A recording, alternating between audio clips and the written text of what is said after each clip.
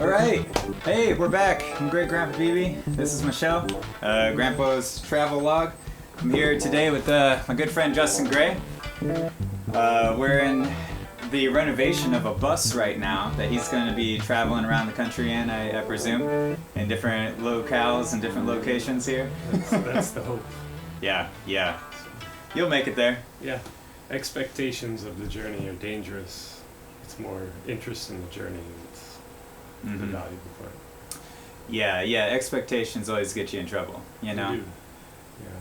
I had to deal with that with this renovation a lot this summer, coming into it. The hope was I'd bang it all out by the end of June, and by July I'd be on the road and cruise into my own adventure. And this is August 16th or 17th. So. A little bit delayed. Yeah. I don't know when I'm going to post this, but that's 2021. That's where we're at right now. Yeah, it might still end up being beginning of July, just 2022. Who knows? I thought it would, it's a great fit for the travelogue though, you know what I mean? Like the whole idea of just like going out on the road on a bus, you know, like... Everything that I own will be in this bus. Nice. And I've not generally been an owner of much. Yeah. But to have all of it consolidated in a single space where I can see it from any other point, like it's not hidden by walls or boxes or anything like that. Yeah. Kind of presents a rawness to what you are living with that we otherwise try to hide, I think. Yeah. Any other passengers riding along on this voyage? I haven't sold any tickets. Definitely more of a walk-up, standing space sort of thing. But that is a great business case. Well, I spent a few months hitchhiking around the country at one point. Okay, nice. And I'm a big fan of the opportunity to spontaneously serve people. Yeah. So picking up other hitchhikers. Yeah. I'm a fan of stopping on the side of the road and checking in and making sure people are okay. Give them a ride to a gas station. Yeah. So this space speaks and also facilitates to that intention. It's a little bit harder to help people that way when you're on a bicycle or hitchhiking. Yeah, for sure. Yeah, anytime I've picked up hitchhikers, it's always people who are very awake and aware of their surroundings, you know. And it's although there was one that was very much telling me a lot of information I didn't need to know. You know, I was like, I don't need to know this right now. That's fine. You know, like, you're trusting me with like, criminal activity in Arizona. Like, okay, I don't know if you're trying to brag about that right now or. Like, it's not that space. That's the value and risk of a stranger's year. Yeah. You can fill it with whatever you want. Right. Yeah. Exactly. And I mean, when I was hitchhiking, I kind of dabbled with that. The identity thing where I would fabricate stories of who I was to see what a reaction was and calibrate, because I'm already doing something unusual, which is hitchhiking. Yeah. The other side of it is I'm not actually trying to get anywhere. It's really more about the interaction. So it's like your narrative self is one thing that you can just make up, and your experiencing self is I'm hitchhiking right now. You know, I'm a backseat driver in my own front seat experience. Yeah. So it was interesting to gauge which stories for why I was moving helped people feel more comfortable. Yeah. So. Yeah, that is interesting because you are putting people in a situation. Whoever's picking you up is just signing on, It's like, a here we go. Risk, yeah. We don't know what they're going to do. That's true, too. They don't know what I'm going to do. Yeah. So Yeah, for sure. It's, you're flipping coins, which is just kind of a more, like, that's not uncommon. No, not really. You go to the grocery store. Yeah, true.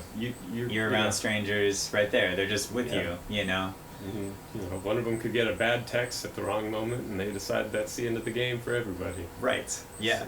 So it's that's true every day, whether we're around people or not. Yeah, for sure. It's more visceral when we're on that Yeah, like kind of one-on-one kind of deal. Mm-hmm. Yeah, it really speaks to how good most people are, I think, you know? Yeah, I think people want the opportunity to serve people. Yeah. Like we love to be able to help people, or Yeah. at least that's true for me. Yeah. And we also, I think it's a common mentality where we don't want people to have to expend effort on our behalf, Yeah. but that is what gives people the opportunity to help us. We're very, well, in our culture, in America, we're very individualistic, you know, Mhm. and we want to do everything for ourselves, by ourselves, you know. What did James Brown used to say? I don't need your help. Just open the door, and I'll do it myself, or something like that. I don't need nobody. Give me nothing. Open up the door. I get it myself. There it is. And that's it. Yeah. But yeah, I think that we don't realize that we've set up the entire community, the whole system, to basically, we're all helping each other, you know, like, I didn't pick this coffee or roast it, or I grinded it and I, poured some water over it, you know what I mean? That's it. That's the part of its journey you were responsible for. Yeah. And part of its responsibility is this podcast. It reaches this beautiful flower of mutual benefit. Yeah. So, And then hopefully we're like entertaining or educating people who are doing other craft work right now, and like that's what I like to think, you know, like this is I try to do this for educational purposes, but it's also just because, you know, people, man, like people are people everywhere, and the more people that I talk to, the more I instill that, you know. Yeah. And the more people that hear it or listen to it or even just see a picture of us sitting in a bus, you know what I mean? That's like that is, I think, why visual media has become so prolific. Yeah. You know, initially, the best thing, the highest hit videos on YouTube were like crazy experience or crazy moments that ended up on video. Yeah. So yeah. we get to learn from these extreme moments without having to go through them. Right. And calibrate our awareness and expectations of reality therein. America's Funniest Home Videos. Beauteous, Bob yes. Seger. Not Bob Seger. Yeah, that was Bob Seger. Turn the page. Gosh, that would have been a whole new show. I really want to see that. Yeah. I still want to see it. America's Funniest Home Videos, brought to you by Bob Seger and James Brown. Yeah. Get on up. Oh, James Brown would have been a great host for The Price is Right, too. Oh, wow, right? Yeah. You need to bid on up. Get on down. Oh, man. Missed opportunities in humanity, man. I want to travel through that parallel reality at some point in my journey. That's exactly what I was thinking. Oh, man. And we get there, it's like, I don't know.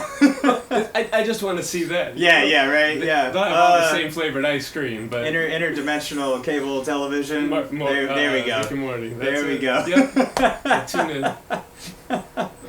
We'll send that one over. That's on the desk of Dan Harmon right there. Right man. now. I'll send him a page. Oh, yeah. Yeah, I've been known to dabble in some Rick and Morty impersonations here and there. Dude, I think, well, I mean, it falls into the vein of Futurama and The Simpsons. Like, yeah. They're hitting on much deeper issues than they surface satire. Yeah. And it is a lot deeper show. Oh yeah. It's just more intricate. But I mean, it's not better written, you know, like the other ones written to be comedies, sure. you know, and just about the human condition, you know. Whereas Rick and Morty's kind of like nerd culture and just science and very much so. Culture in general, really. Yeah, and I think maybe part of it is those early shows created the space for that kind of Yeah. like that space was hollowed out and created as safe for that deeper and more sincere sense of humor to That's be probably explored. true. Yeah. So it wouldn't be anything like it is without The Simpsons or No. Rick and Morty. Because we wouldn't have had eyes to see it, really. Right. You know, like Simpsons broke new ground, and then, you know, Family Guy, South Park, you know, Futurama, all those guys, you know. Oh man. But, yeah, and also Dan Harmon's, as far as just to, you know, for a brief second more here, the way that he tells stories is pretty amazing. How he builds characters, and the way that he like develops just plot twists to explain the character further all the time. Like, he's never doing the immediately obvious thing with characters. You know, he's like, okay, well, this guy is confronting this thing, and he's going to run away because he has this whole other backstory that we have to explore now, you know? Yeah, well, I'm a big fan of that open-endedness. Yeah. I first really started to become aware of that type of storytelling through like Dungeons and Dragons and those types of role-playing games. Exactly. Yep. Where I don't want the players to come to the table with a character that we already know everything about. Yeah. Yeah. I want the chance to, in the moment, have you decide, and maybe we have another person at the table flip a coin. Yeah. Yeah. And that determines, and now you have to help figure out, why does your character do this? Mm-hmm. So you are there playing a character, but the character is very much also this autonomous entity. Yeah. And it's a storytelling game, so we all get to explore. You are exploring what it's like to be that character in that moment. That's exactly where I was going to take it next, too. Because, like, that example is straight from Dan Harmon playing D&D. D&D. Yeah. Man. Although I have never played D&D as of yet. I have studied it extensively. Well, have you ever dabbled in storytelling? Yeah, I mean, I write short stories all the time. I've written you have first draft played of the core essence from which yeah. D&D is derived. It is the bean. Storytelling is the core bean, and then Yeah. we grind it into D&D.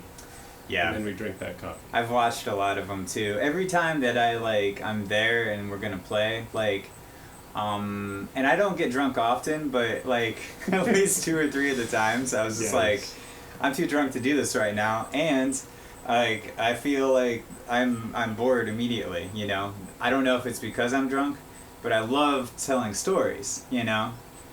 And my brother's way into D&D, and so like that happened with them once. I was out in California or something, and like we're like, well, we're gonna teach you how to play a D&D, and I'm like, well, it's your bachelor party, and I'm drunk, so Bad combo. yeah, like all of this. Flying kites in a tornado. Yeah.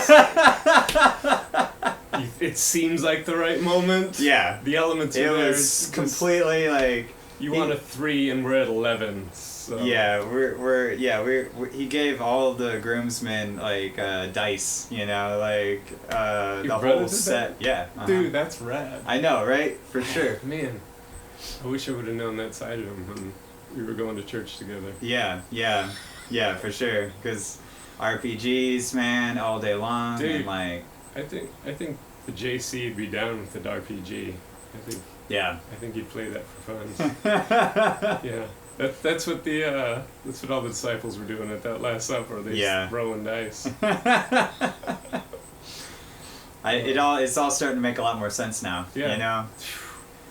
They're like, all right, how are we gonna tell this Jesus story after he's gone? Like, all right, you roll a 20, so you know, Luke, man, you were writing that book, man. I'm gonna tell it different though, man. I don't know. Everybody drafts the story. We're gonna throw it together. Yeah. And then just start pasting sentences. Yeah, we'll make sure we leave out from 12 to about 24, 25. Let them interpret. Yeah, we don't need that part. People say, like, at that point, bad decisions are made. You really just want to know the end of that story. Yeah. You don't want to relive it. Yeah. That's really interesting. All right, like, let's say that we're trying to confirm, like, a Supreme Court justice, right? Mm-hmm. And we're bringing up things from early 20s of these people and things like that. Couldn't they just bring up the argument that's like, well, you didn't look at Jesus when he was that age, you know, or something like that, like, well, or my brain isn't fully formed yet, yeah. or I mean, I don't know. I mean, obviously that's not an excuse for bad behavior, you know, but like, I think that this is kind of delving into a personal subject. I think we have too much impetus on bad behavior as a measure of character. Okay. Because I know I've learned some of the most from those moments when I've made some of the worst mistakes. Yeah. And those now serve as the benchmark for my threshold when I know I'm approaching, like, Yeah. that I need to not go down that road. Definitely. And so on one hand, I can appreciate Mm-hmm. the idea of a sincerely good character, Yeah. particularly if it's a leader, one that is Mhm. the epitome of what a culture is trying to represent. Right. At the same time, I think you're looking at the individual and placing a lack of impetus on the community, Mm-hmm. Mm-hmm. because an individual only makes the decision that seems like the best decision in that moment. True. Right. And if it is a horrendous decision, then that means the circumstances in which they were immersed were much worse. Right. Yeah. Like they could have been going through some turmoil, Right. some just major turbulence in their mind. Yeah. You know. And so giving people that recognition that, oh, you made bad choices. Yeah. Tell me about that circumstance. Yes. Because And what you learn from it. yeah, because that's going to ratify so much of bad character. Yeah. And that really, I'd rather give a person who's gone through hell the opportunity to do something great Yeah. than a person that is just casually doing good things all the time. Right. Because it's yeah. going to be a more powerful, informative experience Mm-hmm. that I can gift that individual. That's true. And when it comes down to it, like how, like if an individual hasn't gone through any bad experiences or made any bad choices, like You don't know what that is. right, yeah, like Your metric is this thin. yeah, yeah. Yeah. So the amount of suffering that you've gone through also equals how much happiness you can attain. Right. And that, you know, and the same I think applies in learning how to be a kind, compassionate, decent human being. You Yeah. know. Well, Like- I always say, if you've never had a bad day, you could never have a good day. Right. 'Cause Yeah. Your experience is Flatline. Yep. Yeah. Yeah. And nobody experiences that. Yeah. You don't Like- level up if you don't get experience. Yeah. So. Yeah. Yeah, so how how do you overcome adversity? How do you overcome your own mind, you know? I talk about this on the show a lot as far as just like how people can see their own thoughts running and how do you interpret that? How do you interpret it as you are your own thoughts? And then that can get you in trouble. Yeah. I mean, You know? that is a wormhole that seems infinite. Yeah, because it's a daily thing. It's a daily task at hand. Yeah. Well, I think that's where the value of meditation is. Yeah. You know, it gives you that chance to take like the meta level Mm-hmm. and be the observer of your own observations. Yeah, kind of step back from it for a minute and be like, okay, I'm not all this. Actually, things are pretty good.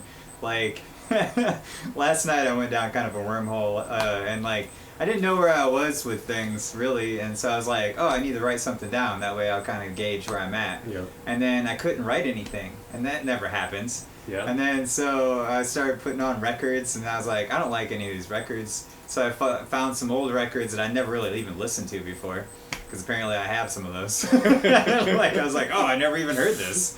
Okay, Check it out. You know, just different perspectives. Here we go. You know.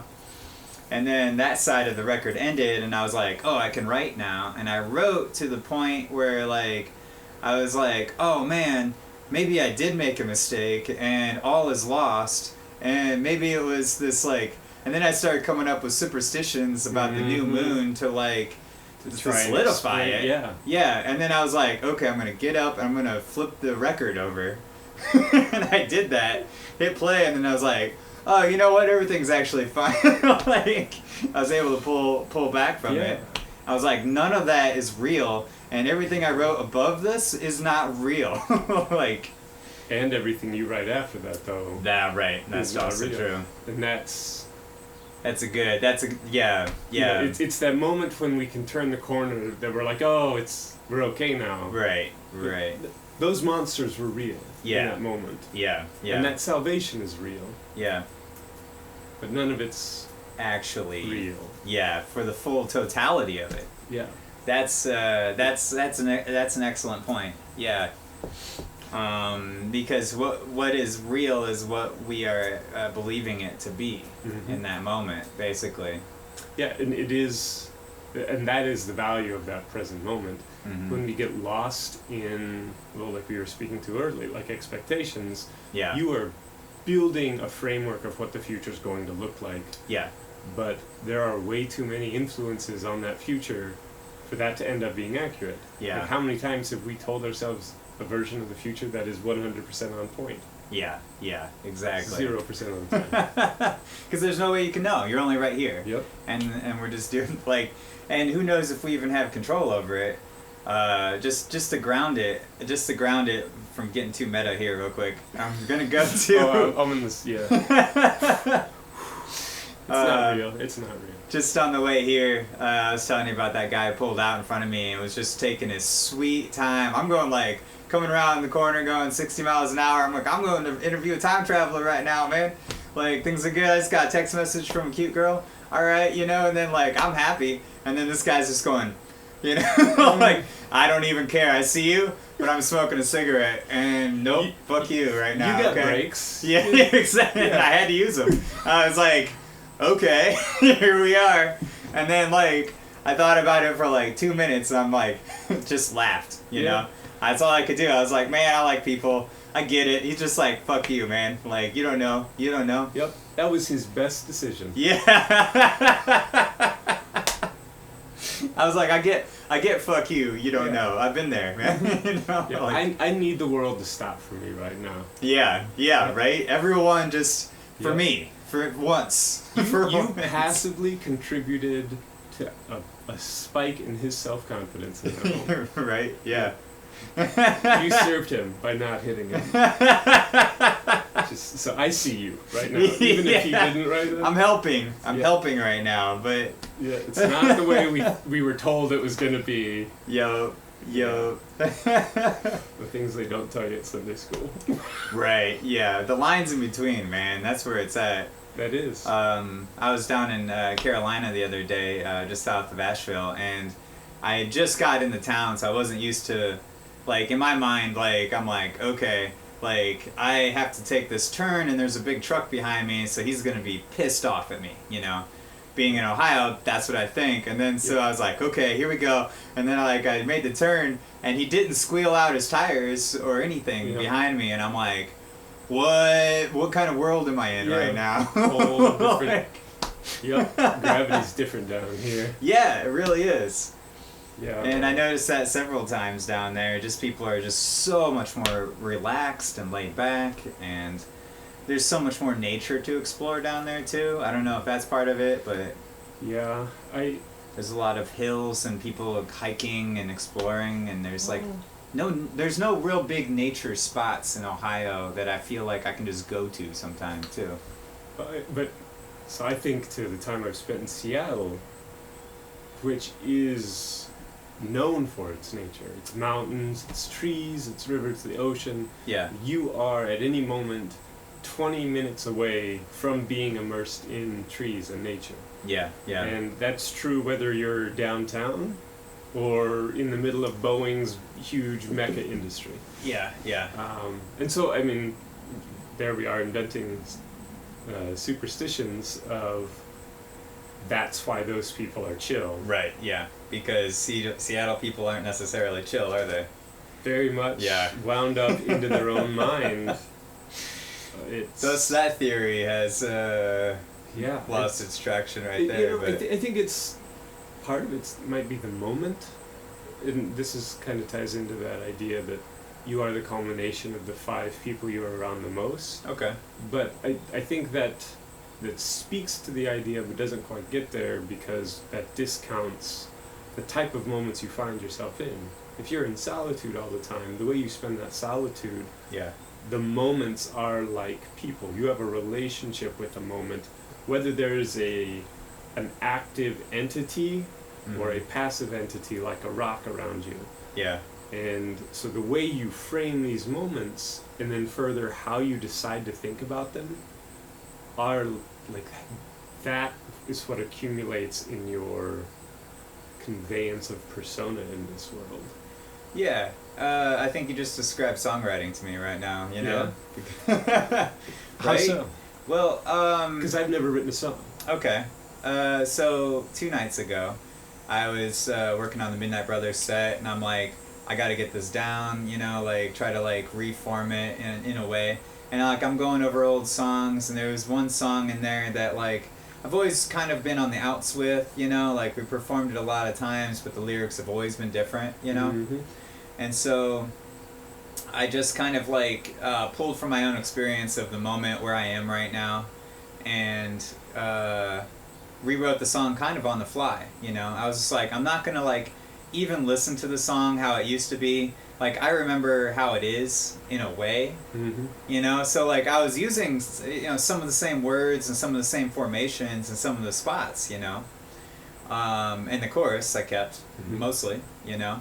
But like all 3 verses were just like completely cohesive with each other about this idea of like the first verse was abstract, but the second verse kind of brought it together with this idea of meeting a stranger and them being able to like give you perspective, kind of. And then the whole chorus of the song is I'm as good as I was, you know. So I had the stranger or the passenger, you know, I use that word interchangeably in it, but to open the door, so to say, you know, because it rhymed with, you know, I'm as good as I was before, you know. And then like I was like, you know, trying to work with that like whole aspect of it, and it just like it fit, because as good as I was before was the old chorus, you know, because like that was what we came up with for that song originally, you know. That's some deep meta storytelling. Yeah, like that's beauteous. Yeah, I felt really good about it at that point too. Like I've rewritten that song many times, you know. Other songs, like the song that we wrote with the Midnight Brothers, like a week or 2 before that, like it happened on the fly, it happened in the moment, and it was very much what I was writing in my journal right before we started playing.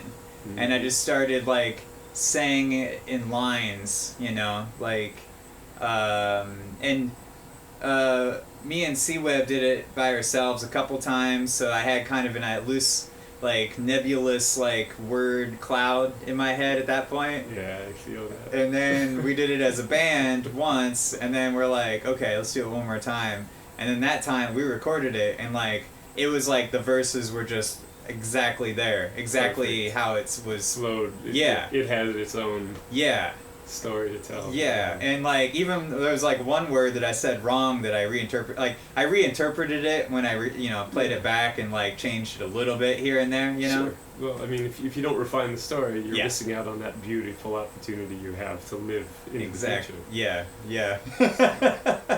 That's interesting. I wonder the tales of how many songs have been influenced simply by the author's ability to make it rhyme or to make it fit. Yeah. They started it going one direction, but then it ended up having to go another. Like Leonard Cohen's Hallelujah, he apparently wrote 76 verses for that. Oh, wow. And we only know like a dozen that have ever seen the light of day. That's amazing. Yeah. And I mean, you think about those. He never published those? He apparently, it was this love-hate relationship. Really? Where there was like a profound sentiment he was trying to convey initially. Man. And it evolved into like he couldn't figure out the right way to say it, and so he just kept making verses and kept making verses and kept making verses. Yeah. And he was forced to play it and every time he'd play it a little differently. Yeah, like what you were saying. definitely. And finally somebody asked if they could play it for him, and he's like, yeah, here's everything I've got for it. Play whatever you like. Yeah. Just like it had driven him insane. Yeah. That madness of the sincere essence of an idea.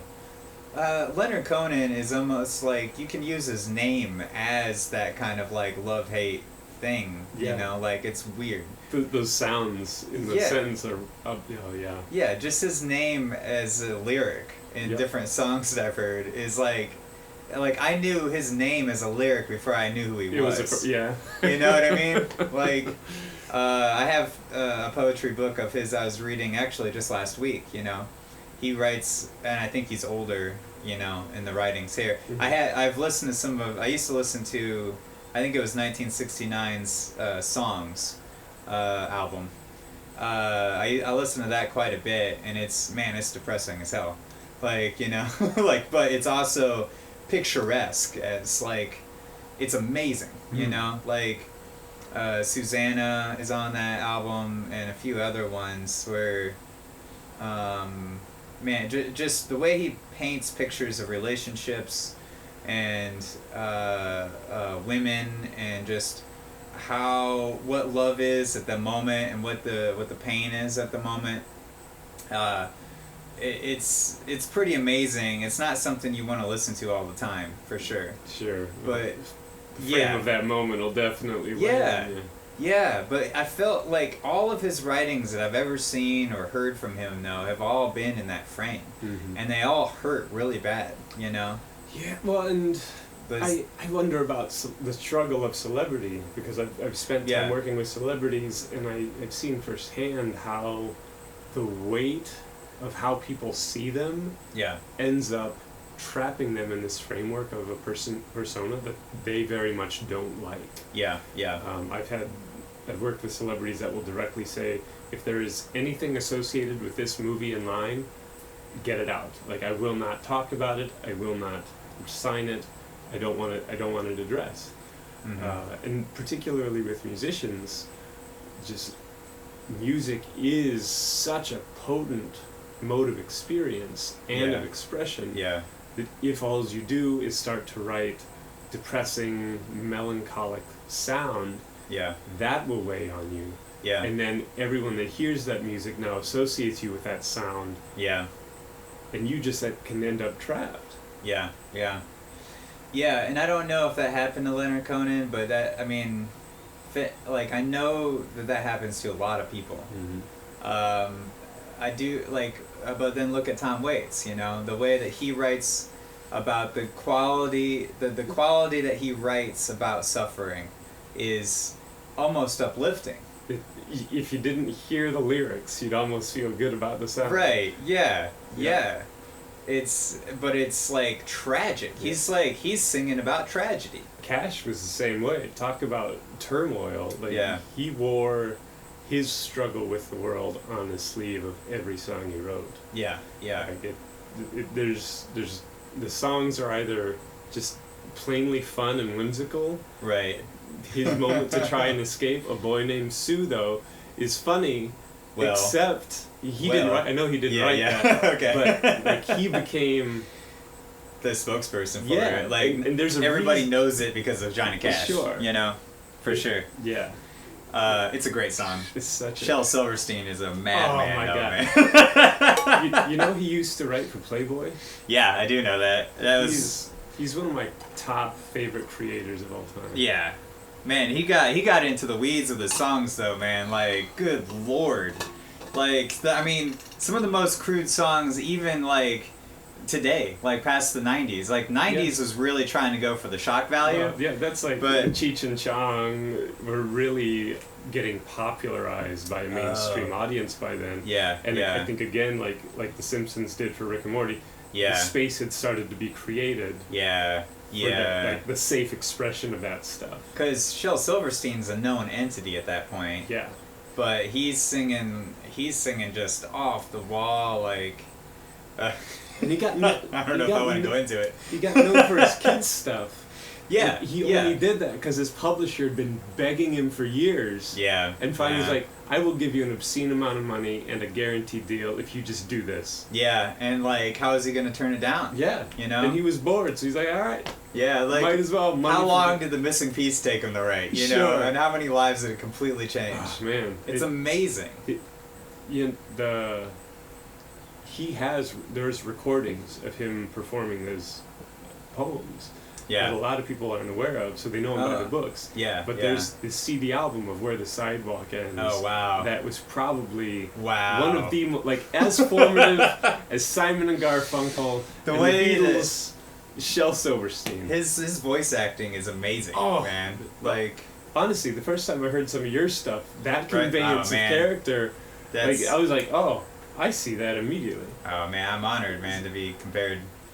I haven't heard his poetry reading, but I mean, his voice acting in his songs is like, man, like, just to put it out there, have you heard that song, Fuck 'em, before? Oh, yeah. Okay, yeah. Oh, yeah. I just want to make sure we're on the same page, because I knew what you were referring to. Yeah, I just wanted to make sure it was out in the ether, and like, you know, if you don't know, check it out. It's worth letting the world know about that song again. Yeah, it really is, because it's a really poignant song, really.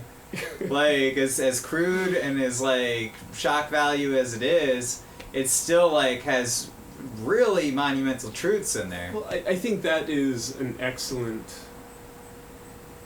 example of you're going to, if what you appreciate from that song is going to really show the world where you're at as an individual. If you can't get past the title, then alright. Okay. Like, alright, just to bring it back to the guy on the road earlier. I'm just gonna drive out as slow as I can. Fuck 'em. Yep. I'm smoking a cigarette. Fuck 'em. Or whatever, you know, like, goddamn junkies, menace to society. I had to. I mean, like, I love just like his bombastic, like, you know, voices, and just like he doesn't hesitate. Oh my god, no! Like, yeah, he becomes these characters. Yeah. He listen to his poetry. Yeah, all right, it gets there because man, all right. So when I was babysitting for some of my friends one night, like for a couple hours. They're not gonna let me be there for longer than that. But I had the Shel Silverstein, and like I was like going with the voices and the Shel Silverstein, because like I know Shel Silverstein a little bit. Mm-hmm. So I was doing the voices and stuff like that, and I was having a blast with it because I know how Shel would have read it. Right. You know, it's like one of my best poems was written as kind of an homage to Shel Silverstein. Oh wow! Yeah. It was a letter to my niece Scout that was written in response to the annoying blasts of family text messages that would come all the time, which I absolutely hate. And so I just was like, I'd been listening to this poetry, and so I needed to express my frustration. And so I wrote this thing to Scout that was essentially an apology on how frustrating her parents are. If you know Shel's work and you read the poem, you see it. Influential. Oh man, man, I'm thinking about it now, man. I want to go back and listen to some of that and just start writing in that style right now. You know, like that sounds like a lot of fun. Like, there's another fellow that I've just discovered, so I'm still kind of walking through. He doesn't have a lot, but his name's Cosmo Sheldrake. Really? And his like, that's his actual name. He's got a brother that's a psychologist named Merlin Sheldrake. I go by Great Grandpa BB. You're not phasing me. but like, his parents named that, and he has owned it. Yeah, damn. Like, his stories have this whimsical feel to them. There's 3 songs that I've really been stuck on. One's called The Moss, that just attends to all sorts of like fairy tale essence. Okay. The other one is Come Along, which reminds me immediately of Alice in Wonderland. Like, come to this Mad Hatter crazy party, we're gonna have a good time. Yeah, yeah. And the other one is a tardigrade song. Okay. And you just like, I'm a tardigrade. The world cannot affect me. I'm immune to everything. And it's so good. Is that the definition of tardigrade? A tardigrade is a creature. Okay. That is like, they call them water bears. Okay. But they're unaffected by voids of space.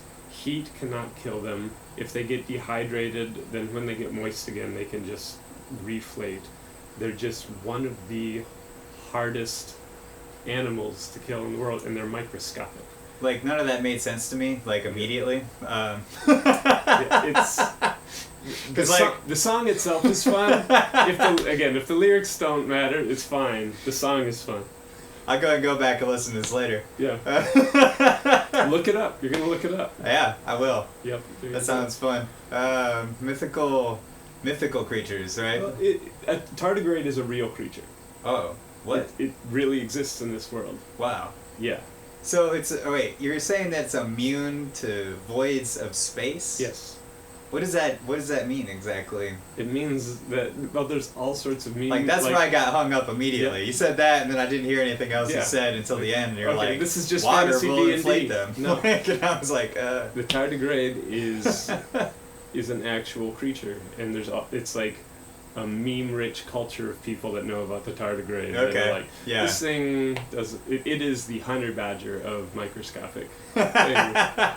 Yeah. So, Nice. Okay. Yeah. All right. There you go. That's my gateway drug for you into a crazy part of this world. Yeah. We'll have to have some tardigrade versus Einstein dual realities happening here. Yeah. This is how we finally solve the idea of to bridge the gap between gravity and atomic physics and quantum world here. We just train the tardigrade to be our vessels to explore the world. We're going to entangle tardigrade to the one electron theory.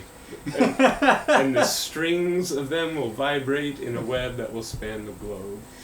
And thus you have a mandolin. Basically, that's how we invented that. So I'm glad we went through. Full circle. Yeah. Yep. Yeah. Beans, grounds, coffee. Everyone knows. Everyone knew that, though. Yeah. I mean, we're just talking platitudes at this point. Basic boilerplate. Yeah, this is fundamentals. Kindergarten. Yeah. You know, I was thinking about starting a kindergarten band recently, because Jubileego's coming up. Mm-hmm. Okay. And we don't know where Chew Dat Frog is right now. Like, some of the members of the band are going through some stuff. Or you just don't know if they're... Yeah. Okay. Yeah. I know the bass player recently isn't going to be there. And then the other members of the band don't know. And I was like, I'll jump in and play whatever you need. And then so I was like thinking, oh man, we could get this like big super group together of just songwriters in the area, and like we'll each play one song and we'll all be each other's backing band or something, you know? That could be pretty rad. I know. I don't know if I have enough time to do it though, you know what I mean? Like I'm like a month out, and like I still have to put together Midnight Brothers set, and I'm worried about that. And then I joined another band yesterday, and which is actually true. Raise your hands on who's surprised. Yeah, that's what I thought. And, you know, that's actually, like, it's a whole different type of music than I ever played. So I was like, I want to learn how to do it, you know? And I learned a lot yesterday, honestly. What kind of music is it? It's very, it's like almost like an intricate, like, Radiohead-esque type of rock band, you know? And I'm just playing electric guitar. I haven't played electric guitar in a band since, like, Underground Airplane, probably, either, you know? That was a couple of days ago. Yeah, that was, like, 8 years ago or something. That was one of your first big ventures, wasn't it? Yeah, for sure. Yeah. It's hard for me to keep track, because I, just jump into this time stream every once in a while. Right on, yeah. It was a little while ago. Like, our last show was the first Jubileego, okay? Okay. So I can use that reference. That'll gauge that, yeah. Okay. That was a great band, but, like, it was a whole different style of playing electric guitar, because I wrote everything on the electric guitar that I was playing. Mm-hmm. And so I was just making it up as I went. You know, like, I knew enough to put like I knew what the 1 of the key was, and I knew what the 5 of the key was. Okay, and then that's how I structured all my songs in that band, so that I could tell the bass player, you know. Okay. That way we're in a key. Yeah. You know. That gives you a foundation. That was the only rules I had for myself for that band. Alright. I can appreciate that. Yeah. And well, in the first album, I kept it punk rock as much as I could, because I thought that the other guys in the band would quit if I didn't, you know. So there was that, you know. But there was also another Underground Airplane before that band too. That was like the first incarnation of that band. Like we brought the name back when Bursley and Fox joined the band. Okay. Okay. So that was there's such a like sordid history. It was an entirely different band before too. It was like we were trying to be like we were like Primus meets System of a Down. Jeez. Like back in like 06, you know. And then that band fell apart after about a year. But like, man, that was a really cool band. I learned a lot. Like you can't keep rewriting the same songs and telling the band to relearn the song every time. And that's kind of what killed the band. Yeah, I mean, to an extent. Yeah, I mean, I guess... there is a point where you've kind of run that course. Yeah. But, that started happening with the Womax, and, like, I appreciated it. Yeah. But, like, I don't know, like, that causes a lot of stress on the band, too. Absolutely. Like, the internal... Given like, how much time, like, what's the time period? Yeah. What's the half-life of... like, okay, we're bored of the song now, let's change it up, you know? Like, but I'm just bored of the song because we played it the same way last week, and, you know. Man, yeah. Even though I'm not a songwriter, the essence of what you just explained is very much my life. Yeah. Okay. Yeah. I've the patterns of what we do in the world are very much transposed onto everything else. Well, it's that 80-20 rule. Yeah, like, yeah. Sure, 20% of the songs you write are going to account for 80% of the music you play. Yeah, right. So it's going to drive you insane if you're not creating prolifically to such an extent that you won't get bored, because there's always new material out there. Yes, exactly. And that's, I mean, the last year has just been amazingly fulfilling and for me, you know. Musically, just because all last summer I didn't play music at all. Okay, like I just quit because I didn't have any shows, and I was like, fantastic, let's just not do that for a while, you know. And I knew I was gonna get back to it, you know. I knew in my head, like, I was like, all right, I want to like record a bunch of rock songs, probably in the fall, you know. And I knew that was coming, but then like all the markers just like. All summer last year, I was just studying web development. I learned JavaScript and HTML and CSS and like just nonstop, like 3 or 4 months straight. What'd you do with it? Not much. I learned. I coded a couple idea websites. I had this huge idea. Before that, I was like writing this economics book, and then like I developed this idea for a website, and then I was like, I need to make this website, and then I just went into it, you know. And then by the end of that, I was just like, my brain was shot, and then I went, and then my computer was shot, and then so I was like, how do I build computers? And then that September, I was like, computers. I like building computers, and so I built a couple of computers. And then by October, me and my girlfriend had kind of separated ways, and I was like, okay, November. And then November, I just hit songs, like 2 or 3 to 4 songs a week sometimes, completely from drums to bass to keys to vocals to guitar. Wow. Straight through. Like, I would only give myself 1 day on each song, you know. Whatever happened in that day is what happened, you know.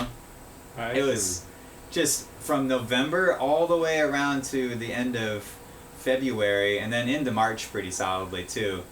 And then a little bit, there's been a few songs since then too. But like just all completely original, a lot of them instrumental, you know. I dig that, man. Dude, it was so much fun. So are those like the upcoming albums? Are they under Yeah, a heading? I mean, like I want to release them in some form. Some of them I ended up using for the soundtrack for the Boston Lettuce short film that me and Bradley Walton and Megan Meadows and a couple other people helped me out on that too. But I that one popped up on my yeah. radar for a second. Yeah. I haven't witnessed it. I actually sent it to the film festivals before I had the soundtrack completed. Yeah. Or at least like I got rejected from the Cleveland one, and then I was like, I want to redo the soundtrack, so fuck it, I'm gonna I have these songs and I'm gonna see how they match up, and it I feel that it pops it out. I feel like it pops the movie so much more now. Mm-hmm. I added probably 5 songs to a 20-minute thing, but just short sections. Sure. I've tried to not overdo it, but it was still it was missing something before. Yeah, well, and I was just gonna say that. It's like adding salt to a recipe. Yeah, yeah. The flavors are good. Yeah. But they get more dimensionality. Yes. And music does that with visual media on a level that we rarely appreciate. Yeah. One of my favorite examples of that is in one of the Star Wars films where Luke and Han Solo are going up to be presented with these awards. There's no dialogue for this whole scene. It's just this really powerful track. Everyone remembers it. Yeah. Yeah. And there's video clips of the music stripped out. Oh, wow. And so it's just this slow walk up a packed hall. Yeah. A chuckle at some beeping. And Nothing's it's really happening. Awkward and weird. Yeah. And you don't like it. But then you watch the original and like, oh my gosh, it was so momentous. Yeah. Yeah, for sure. Just because of music. Yeah, definitely. It's one of my favorite examples of that. Yeah, I definitely, and everybody knows it too. Mm-hmm. Just you don't even have to explain it. Yeah. Everyone's just right there. Chewbacca doesn't get a medal. Yep. Everyone's weirded out. What the heck? Horrible ending to a movie. Worst movie of all time. Star Wars was ahead of its time. Yeah. Even being in the future. John Williams, man, Actually, it was in the past, wasn't it? It was a long time ago. Yeah. Well, Rod Serling was ahead of his time. He's still ahead of our time, man. I'm still ahead of my time most days. But I'm also behind. Buckminster Fuller used to say that people told him that he was 100 years ahead of his time. And then people said that he was about 20 years ahead of his time. And then nowadays he's when he got older, he's like, man, people say I'm way behind the times, I just live faster. Yeah. That's it. I've lived 200 years in one lifetime. What you got? Yeah, exactly. Most people are just trying to catch up. Yeah, man, that's exactly. I mean, it's really relative time, man. Oh, so relative. People can live, in a matter of 20 years, they can live 1 year. And it just feels it's just, so repetitive or so just routine. And these people just lock in on it,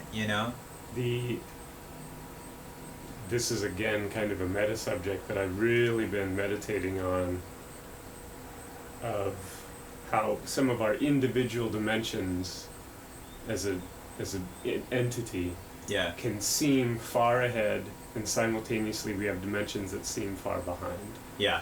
And trying to ratify these points within ourself, our consciousness, our explanation of the world, where we feel ahead and behind, and that conflict with trying to remain present can really create this sense of kind of idiomatic confusion that just guides so much of our day-to-day actions as we try to figure out how can I be as present today as possible. Yeah, that's true. That's true. Because that's probably the motivation a lot of times for a lot of people to lock in, know? They're like, well, I got to do this, so in 20 years I can do this, Well, I think it's all right, well. I think that's the value. That's why people focus on trying to have a routine. Yeah. Because not only does it create an environmental sameness that helps you detect if something is off. Yeah. Yeah. But a sense of temporal sameness that keeps you safe from expectations. Yeah. And also being absorbed by memories, because if you have the same routine, you're still going to remember most of your similar interactions, so your memories follow this framework, kind of a sort of copy-paste with a little bit of difference. Yeah, yeah. It keeps people from having to think as much. That's true too, which helps saves energy It does. overall. And I completely I like that model a lot when it comes to education. You know, when it comes to, hey, I'm in school right now. Like, this is my day. This is my routine. These are the classes. I'm going to stick with it this long, and it's going to help me learn, you know, and it's going to help me question things I wouldn't have otherwise, and so on. What I think that we could improve upon, I think, in our general culture and society is we need people to, like, I mean, yeah, we need people, professionals, and people to, like, do highly skilled work, you know, but maybe we could have people, like, highly professional people who have these, like, high stress jobs, you know, like, we need to have them have a break more often, you know, and maybe do jobs that aren't as stressful sometimes too, you know, and then just, like, widen the load. I mean, there's tons of people here, you know, that can also be trained to be highly skilled people, you know. The thing which seems to be forgotten is how challenging a simple thing can be for somebody whose brain is wired for something else. Right. So my dad is so mechanically capable that he will sit and take something apart he's never seen before, be able to figure it out, put it back together, and have it running better than it was. Yeah. If I ask him to send an email or put a photo into a text, it's something that the phone itself is trying to help you do. Like, you can't do anything on your phone without having it ask if you want to share it. Right.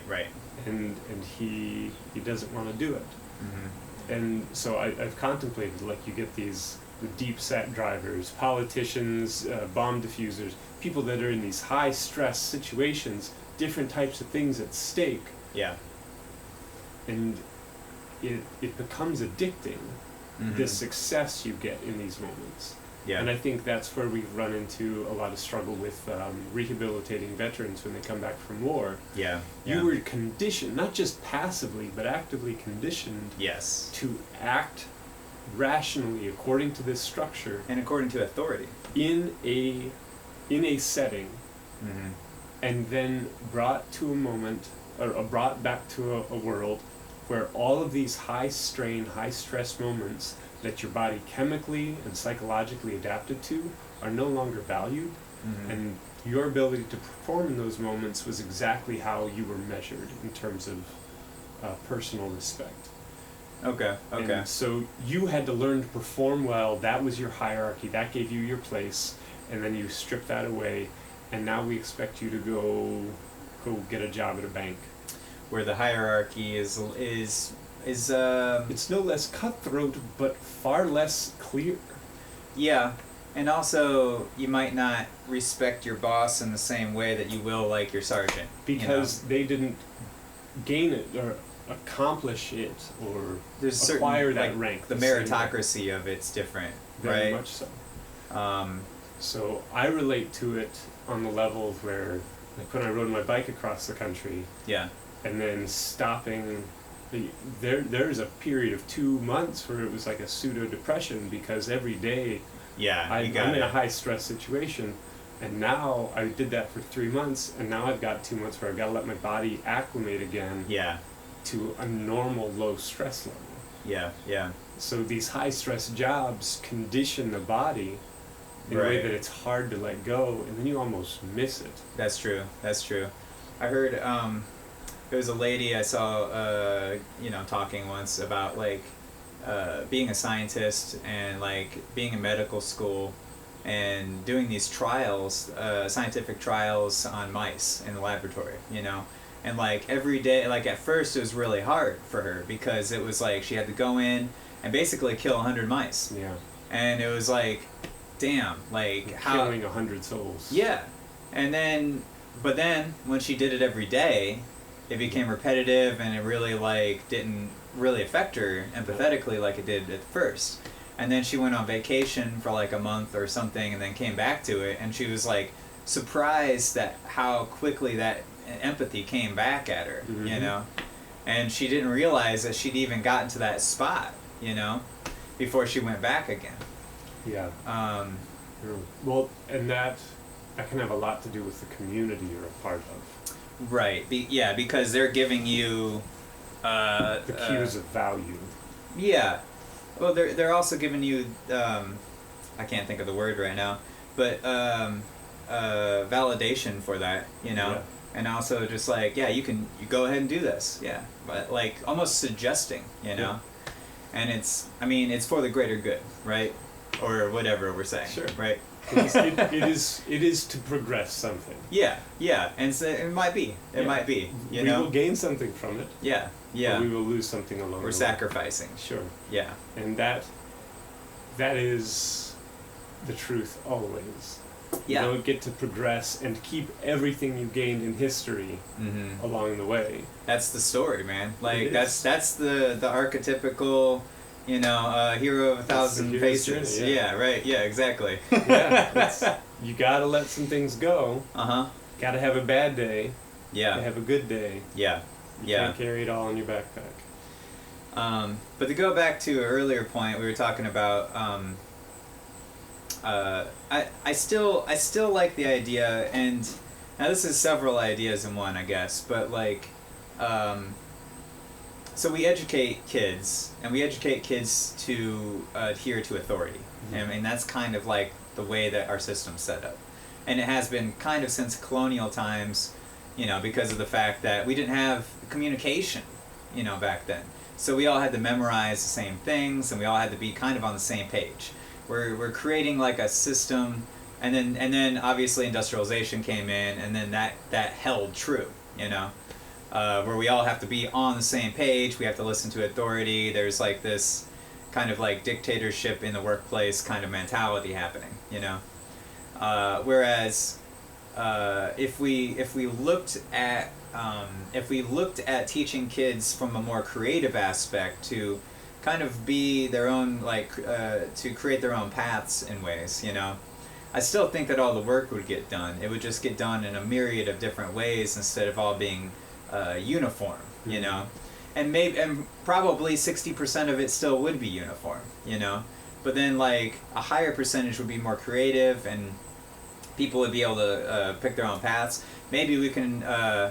I've always liked the idea of like how do we get kids right out of high school, right? Like, where do they go? You know, like if they, like, obviously they go to college or work right now, you know.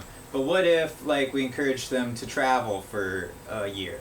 What if we encouraged them to do like civic type of work, you know, where we had like a whole civil service where we enrolled them to build bridges, or, you know, help people like start internet companies, or, you know, random different things like that. That like, I mean, it would be big government kind of supplying, you know, spending money on jobs basically. But I don't see that that's a bad thing, especially for kids right out of high school who don't really know what the real world is, and who don't really know why they're going to college to begin with. Yeah. Some of them do, and that's great, you know, but I didn't. Like, I had no clue what I was doing, you know? I think that's the standard more often than Yeah, not. because high school doesn't really, you know, like, prepare for that in a lot of ways. High school is hamstrung. Yeah. Because there is such an explosion of diversity in what is considered an available job. Yeah. Versus what there was 100 years ago, That's much true less too. 200 years ago. Yeah. And the education process was built for small clusters. Yeah. Yeah. Not these urban sprawls like we have. Yeah. So it is doing the best it can. And we don't even know what the jobs are going to be by the time they graduate. And, right. The amount of innovation that occurs in the scope of a year. Yeah. Yeah. Creates different types of jobs, different needs of specializations. Yeah. And then you don't get to keep specialization for very long because it's eventually going to be outdated. Right, true. Yeah, so I guess in that vein, specialization, I mean, there's no way that anybody's going to know everything about a subject regardless. The only hope is through specialization, your demand is such you can accumulate a set of resources that accommodates re-educating yourself in a new specialization. Yeah. Which is, again, a flawed process, but that's become kind of the new meta in how to educate yourself. Right, yeah. Because you gotta, I mean, if you're in any kind of field, any kind of specialized field right now, you gotta kind of stay on top of, what's going on. Yeah. Otherwise, you're behind instantly. Exactly. It's like learning never really ends for, learning never ends for anybody, let's say, in the grand scheme of things, but like even more so when it's coming to, if you're really trying to keep up with any kind of field and technology. Your ability to survive in this world depends on how educated you are. Yeah. Because that's what allows you to engage. Right. And right. so the expectation is now, like, you're going to end up going back to college 2 or 3 times. Yeah. If you don't end up in the top tier of a right. school, and so right. you have to work to stay above water. Yeah. Man. I personally think that the subject matter of education as a whole needs to be revised, because the focus on language and arithmetic no longer satisfies the scope of what we should be engaging in. Yeah. I think getting to more fundamentals of teach kids communication practices, help them learn how to teach themselves, deal with health and anatomy, start them on these early fundamental practices. If we can help them observe communication processes and then recognize how they best teach themselves, then you're equipping them to learn anything they need to learn. Yeah, I think that's right. I think that relationships between people are probably the biggest thing happening on the planet. And regardless of technology, those relationships are going to stay the same, because people inherently stay the same. But that's the toughest thing for, I think, everybody. Some people get it maybe right away. I don't know. Like moments where they get it and moments where they struggle with it. Yeah. I'm generally pretty good at communication, but I get spans where I suck at it. Yeah. Just plain. Yeah, exactly. Is there a way that we can teach that without experience, though? And I think that's maybe, I think some people's mindset about it, it's like, well, they'll learn that along the way. It's just what we do. It's like they're going to get along with their friends, or they're going to figure it out, or whatever. We're just going to teach them math. Well, the value of pre-educating is that it gives an individual a context in which they can see the picture of what's coming, and then hopefully innovate as they approach. And innovation is really the only value of pre-education, because otherwise our brains are so well wired to adapt and figure things out that we'd figure it out along the way. Yeah, I mean, our brains, we don't even know how our brains work, so how do we think we can even educate it, right? Yeah. Like, they self-assemble themselves, and they self-connect to other brains without us even trying. And we're still figuring it out. Yeah, exactly. We haven't even figured out where the manual is. We can't pre-educate on our brains. Where's the glove box on this thing, right? Yeah. It's probably the DNA, I don't know. Check engine light, keeps flashing in disco colors. Yeah. That might have been the acid I took. I'm not sure. I don't know, but it tastes really good. Or is that smells really good? I don't. Yes.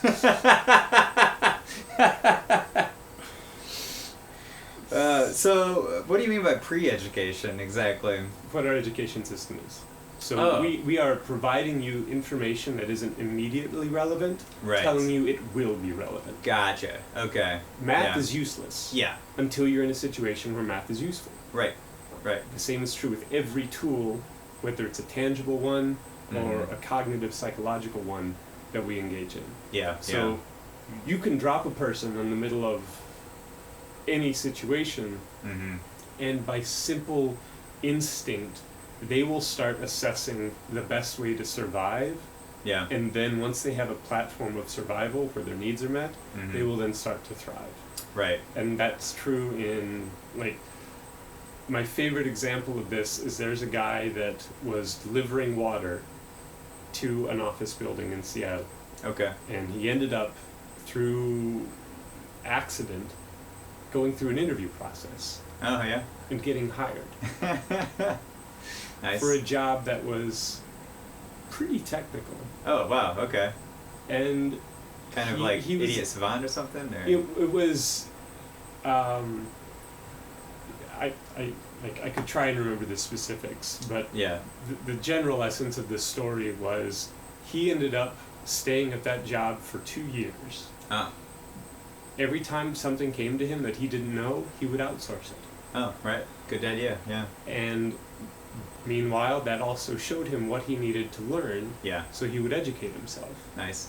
And when he left 2 years later, he had taught himself exactly how to code and specialize and innovate in that position. Yeah. And he didn't reveal that he had been like the water guy until he like tendered his resignation and got an external promotion to a different company. Yeah, yeah. So we are built to learn. That's when we feel most engaged, because those are the neurons that have been firing our whole, the length of our whole species. Right. It's a legacy instinct. Yeah, I guess people never lived very long, on the whole. And so there's not, the world's a simple place in some respects, but we also never stop learning in the other. And so, yeah, I think you're right. Like, we're constantly gauging our environment. We're constantly, like, mapping out areas in our head, mainly for resources, or at least we used to. That part of our brain's being taken over in the cyborg kind of a fashion with our phones now. And so is a lot of other things, but we're still mapping, like, our maps have changed. Like, we don't need to remember every road. We don't need to remember all the specifics of everything now. We're like, we've rewired our brain to rely on a system like Google or Wikipedia, where I'm like, oh, I can just look it up real quick. I know how to find the information I need to find. Yeah. It's just I'm outsourcing that information, And that's what agriculture was. Right. People that first started to farm, I don't want to spend as much time hunting. Right. It's exhausting. Yeah. And exhaustion spends calories, which puts me at risk of dying. Yeah, yeah. And so we created agriculture. Right. We insourced our food. Which, in the long run, I don't know if it ended up being... Well, in the long run now, it's great, because only like 1% of us do the farming, and we have tractors and combines and things. But back then, man, that was hard work. So the hard work now is space travel. Right. Like, it's everything we do after agriculture. Agriculture was the first indication of wealth. Right. And so with... surplus. Right. Yeah. And so with that, once you have wealth and excess, you then get to not spend energy in one area. Yeah. Which lets you diversify. And so all the stuff we use our Innovation. phones for, Yeah. we now get to spend that energy elsewhere. Yeah. Yeah. Exactly. They're just levers of energy. Yeah. So. That's the main lever that catapulted Homo sapiens from animal-esque to language speakers is fire. Just like the ability to lever that energy so that we didn't have to like exert as much energy to keep ourselves warm. We didn't have to exert as much energy to digest our food because we could cook it. And it also simultaneously brought people together because we all could share the same fire, in a community type of thing. Yeah. It was defensive, it was reductive in terms of calories spent, and ultimately, food and shelter, all of our needs are all geared towards maintaining body temperature. So our singular survival instinct is warmth. Yeah, yeah. And maintaining that. So it's in the in anthropological classes, they'll tell you it's reproduction. Because okay. that's the only measure that we can say from the past to the future, right? But in the moment, it is temperature, Yeah. you know? And Homeostasis, and right? you don't get to worry about reproduction if you're not warm enough. Right, yeah. Because So- you'll just die right there. Yeah. Reproduction is an indication that you are actually hot. Heard it here first, folks. Yep. No We matter got it. how cool you are, you want to be hot. Oh man. So yeah, so being cool is just being a badass because you're really hanging just out bucking away from the fire. Yeah, you're bucking the system. Yeah. You know? Yeah. You're not going to do much except create curiosity for those people Right. around the fire. Right. And curiosity is useful. Mysterious Yes. allure. I love learning from people that are screwing things up. Yeah, right? That's why I What arranged... are they doing over Yeah. there? Why aren't they part of this fire right Come now? on, Like, man. where are you at, bro? You know? What you doing, Fonz? Leaning over there against that tree, hanging out. Oh man, the very very basic essence of humans, man. It's so weird. It's It's all so hot and cold. yeah. I enjoy it sometimes. Most of the time, really. Like nowadays, I enjoy it a lot more than I used to. Put it that way. Yeah. Well, Kind of learn the ropes because after you've a got while. more context now. Right. That's true too. Yeah. And I've maybe experienced things to a greater extent to where I don't have to like maybe A, prove myself, or B, like there's not as much mystery behind it, or just kind of like Well, the things that we were told were valuable, right, we now know how valuable. right, So yeah, if Jenny doesn't like me, Right. that sucks. right, yeah, But I still get to wake up tomorrow, right, yeah, and that's a exactly. win. And there's another shot tomorrow, and Yep. a whole different thing happening, you know. Exactly. And I have my I have my whole week pretty much booked out anyway. You know what? Maybe I shouldn't like, Say, yeah, it is all false anyways. right, yeah. None of it's real. It's I am believing this to be a horrible tragedy, but is it just a comedy? You know? There's always comedy and tragedy, and always tragedy and comedy. Yeah, it really is. It's just all how you look at it. It's a world of contrasting points. From a certain point of view, Captain. Yes.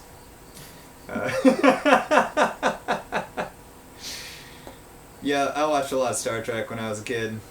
It's so good. Right? Yeah, it was The so writing ahead of was its there time, so man. good. What's that? The writing was so good. Yeah. Oh my God. There was a movie called The Man from Earth, Okay. which it was just like a B movie. Right. That was, the concept was, the writers were some of the guys from Star Trek, Nice. and the idea was that there was a guy that is actually 10,000 years old, Wow. and he's just been continuing to live in society, Yeah. and so he presents this idea to his fellow scholars, and they spend the evening around a fire dissecting the possibility of it.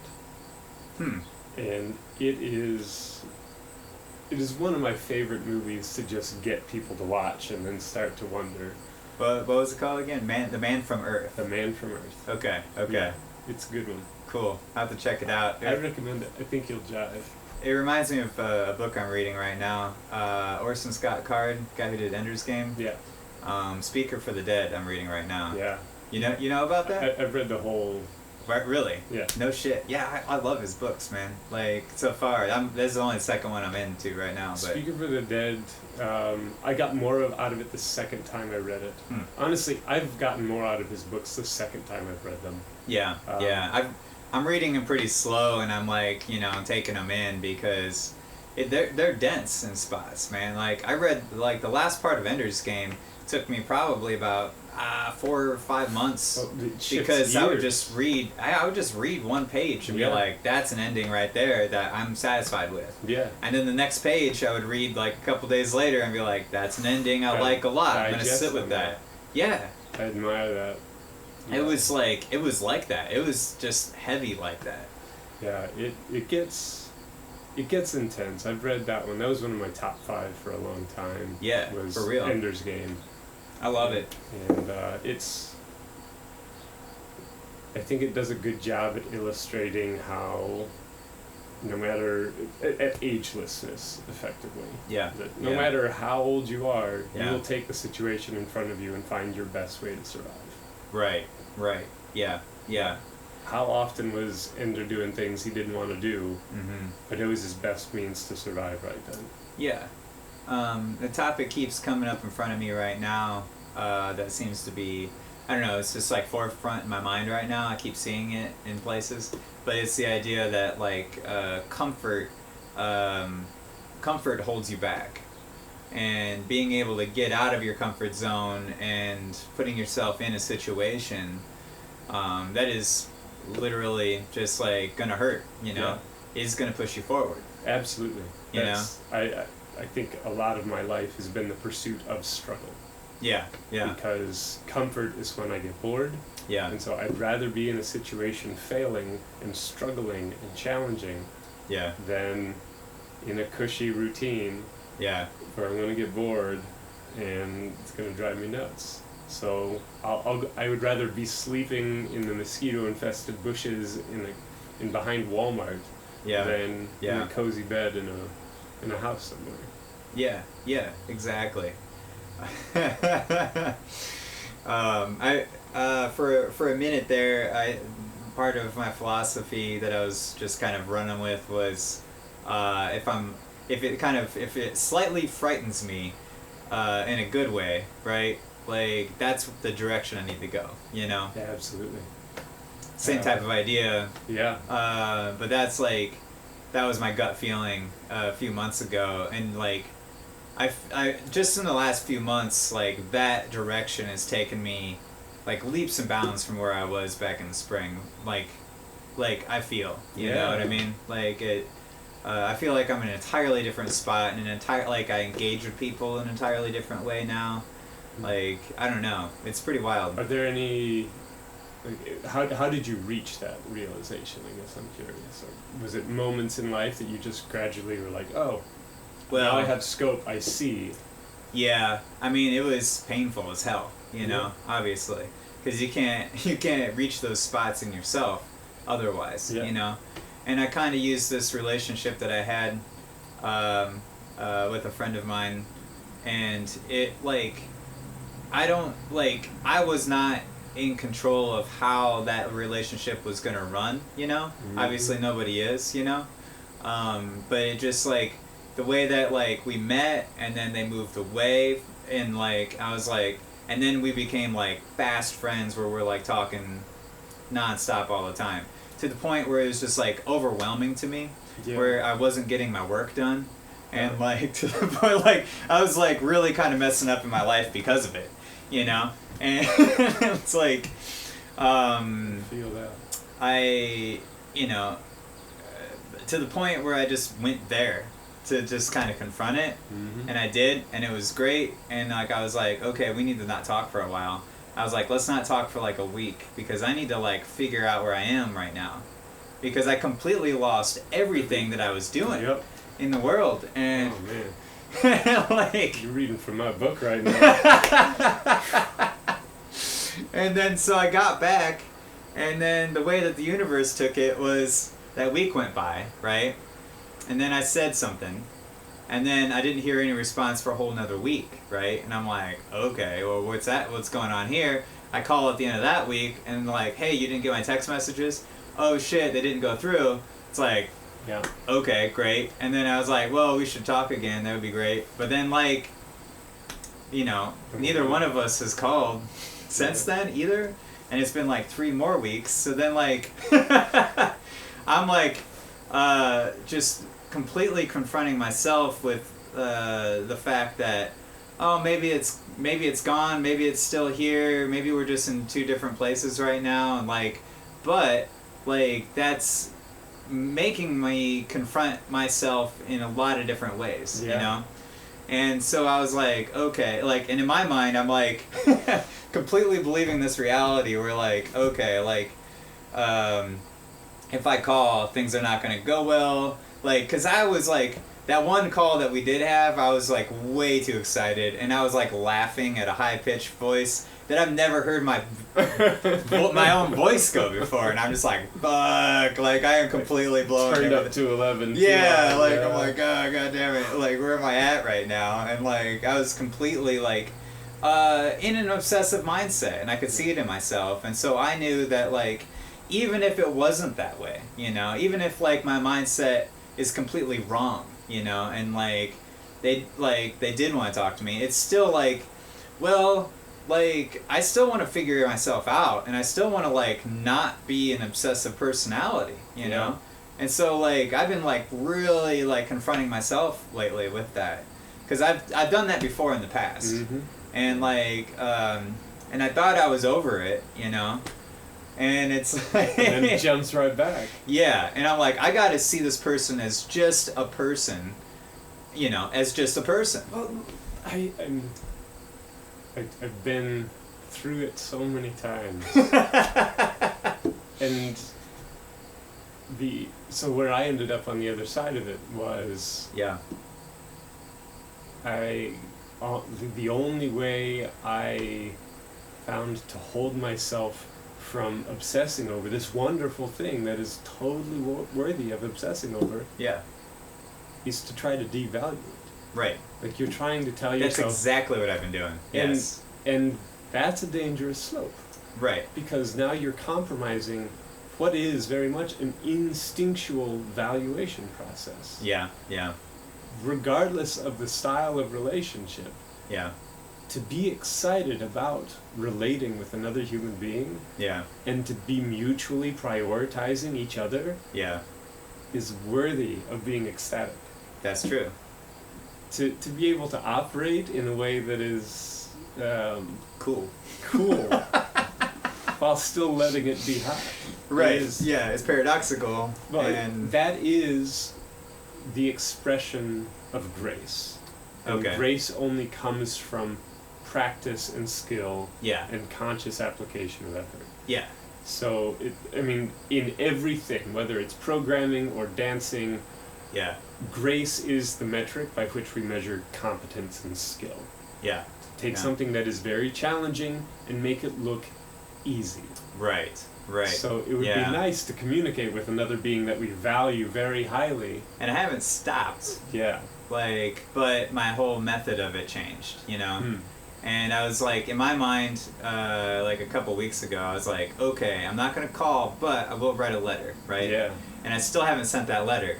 But I wrote probably 10 letters, right? Oh, and like, which, I mean, I think will be funny to read later in the future. Absolutely. And also, it really, like, I was able to break down complete angles of myself in those letters. Yeah. Not just because I was writing it to them, but it was also because I was like, okay, what am I really, like... You read it afterwards. Yeah. And you're like, oh, wait. Yeah. I can just take these pages and synthesize into a new... Exactly. Yep. And it kept doing that. Mm-hmm. You know, every day I was like, this is the perfect letter. Next day, nope. Garbage. Yeah, I can't do this. Yeah. This is not where it's at, you know? And it just kept resynthesizing. There was a girl I was dating when I was in Seattle. Yeah. And we met through one of the online platforms, and the back and forth was with these long, deep messages, which I value much more to like the quick snip back and forths. Yeah, yeah. And we both expressed like, oh, I wish we could write letters. Yeah. And so then we traded numbers, and I wrote a letter, and I sent her a picture of it. Okay, yeah. Which was like the next safe progression before having each other's address. But I was also on tour with conventions. Okay. So I'm about to go to London and you not don't have any a phone. address, yeah. And well, I'm gonna be in my Verizon phone doesn't work on Europe, so yeah. I didn't get a message back when I got back in Verizon space. Okay. And I immediately was worried. Same thing. Yeah, for sure. Drafted letters, and eventually I realized there is a key point, which is I'm worried, Yeah. and I need to express it as concisely as possible, or else I end up lost. Yeah. And so did you express that to her? I did. Okay. Yeah, and I had accounted like maybe she'd gotten in an accident, maybe something horrible had happened, maybe she decided she didn't want to talk to me, whatever. I tried to account for all things, but the reality was I told myself, I don't know why, but it wasn't what I was expecting, and it is off pattern, so I'm concerned. Definitely. And her response was, I got your messages. They were so well written that I wanted to spend the same amount of effort writing back. Nice. And I just, every time I sat down to write it, it never felt right. Yeah.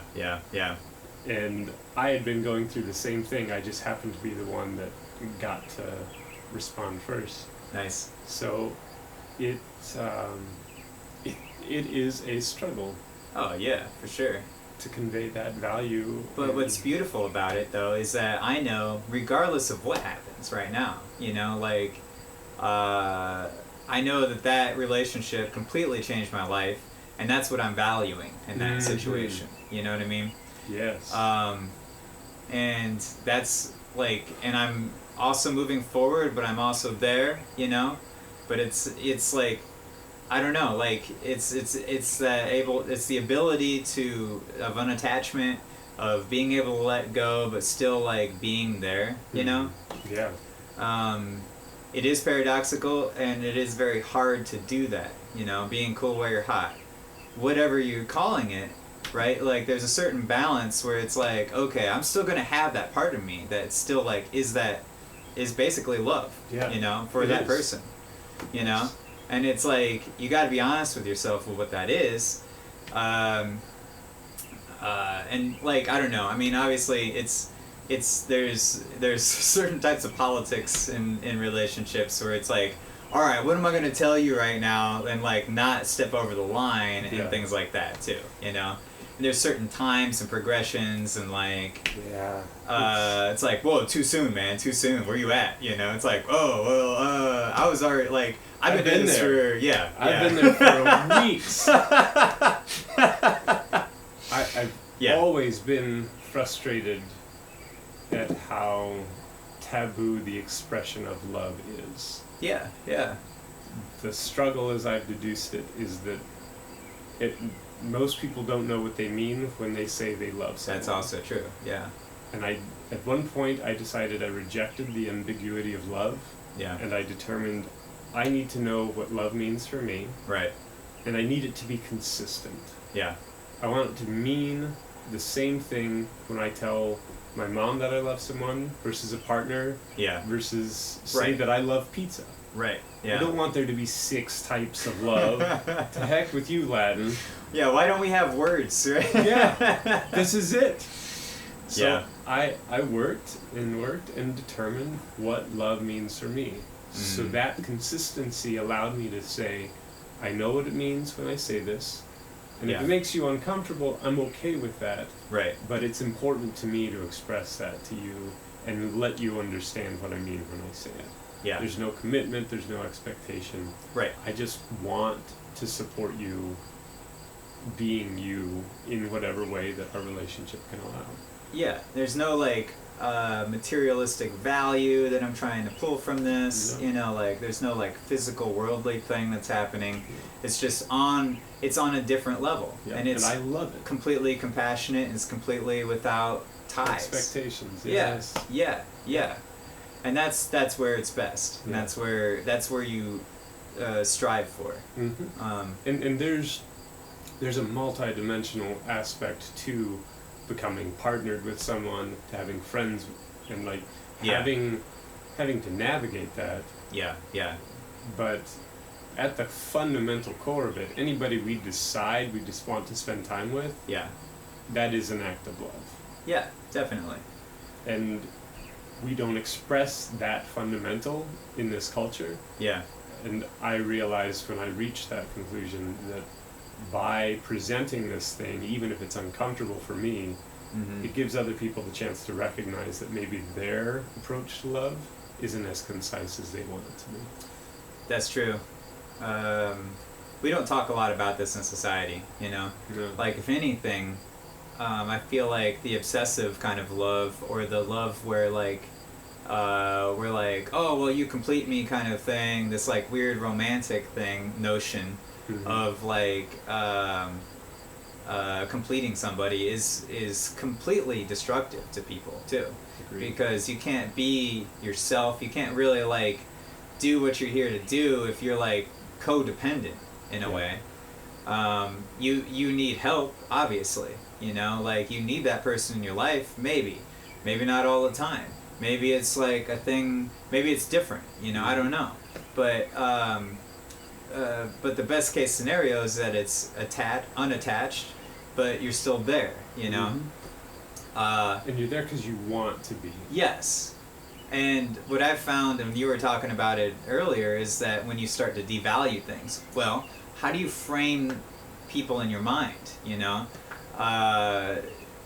You get caught up in your own, you know, neurons and, like, chemical, like, things, as far as feelings and emotions go with different people sometimes.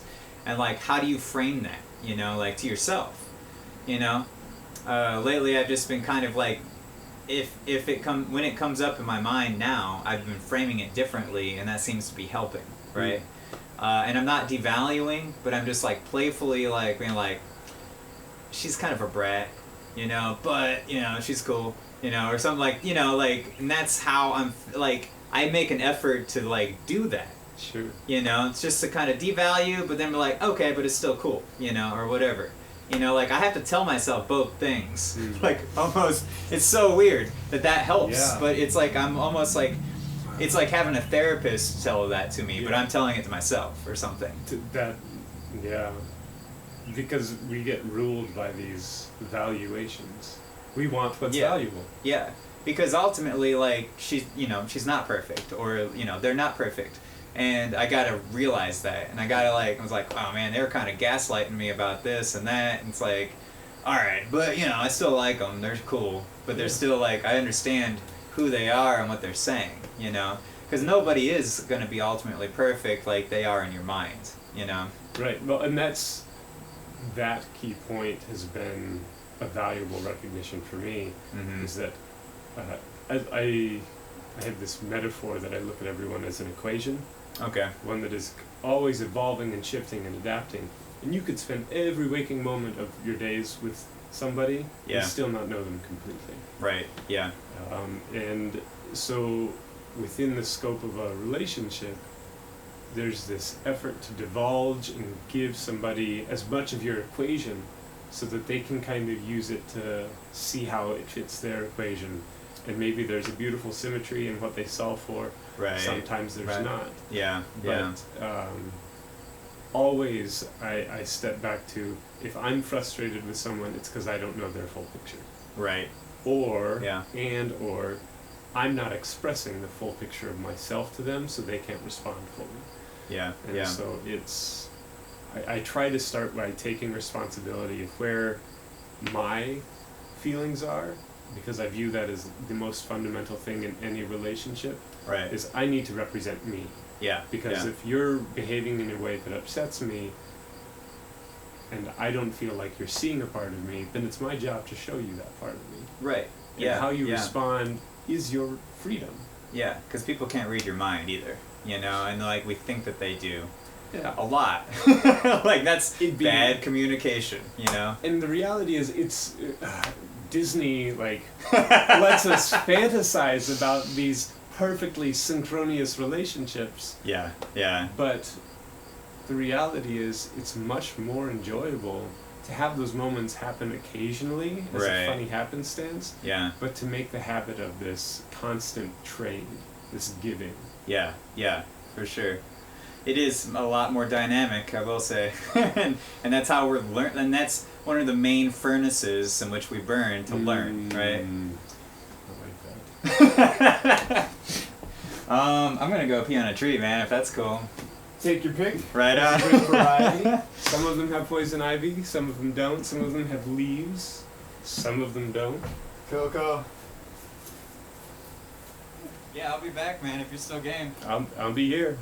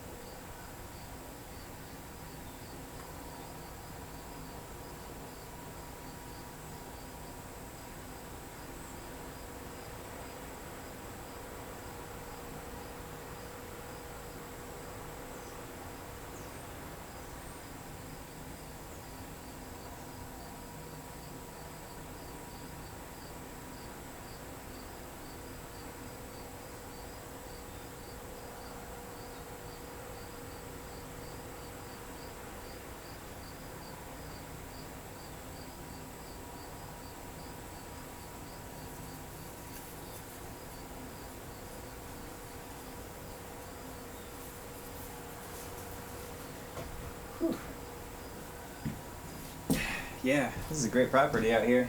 It is. I love this tractor back here. We're working on clearing it all out, and there's a field in the far back across the creek that going to be putting up a few small tiny houses. Okay. Starting Nice. off as an Airbnb, but eventually moving towards something Awesome. a bit more intentional. Yeah, awesome. Hell yeah. It's great. That's a great idea. Yeah, it's a great property. I'm hoping to really turn it into something powerful and supportive. Yeah, yeah. That's awesome. Yeah, like, yeah, it'd be amazing just to have travelers in here, you know? One of the more immediate goals is I want to set up a few parking spaces for people to come park their bus and work on converting it. Yeah. Because I was looking for a place to convert this while I was out in Seattle, and the cost of renting a space was astronomical. I might as well be paying for an apartment. Yeah. And then having to get tools and everything on top of that. Yeah. Whereas if I can give people space, have an outhouse, outdoor shower, and have access to the tool shed. Right. Yeah. And at an affordable price, people would go for it. Yeah, definitely. That's a great idea. Yeah. Yeah, Ohio's pretty cheap for the most part. It is very cheap. It's the only way that I can get away with doing any of this, honestly.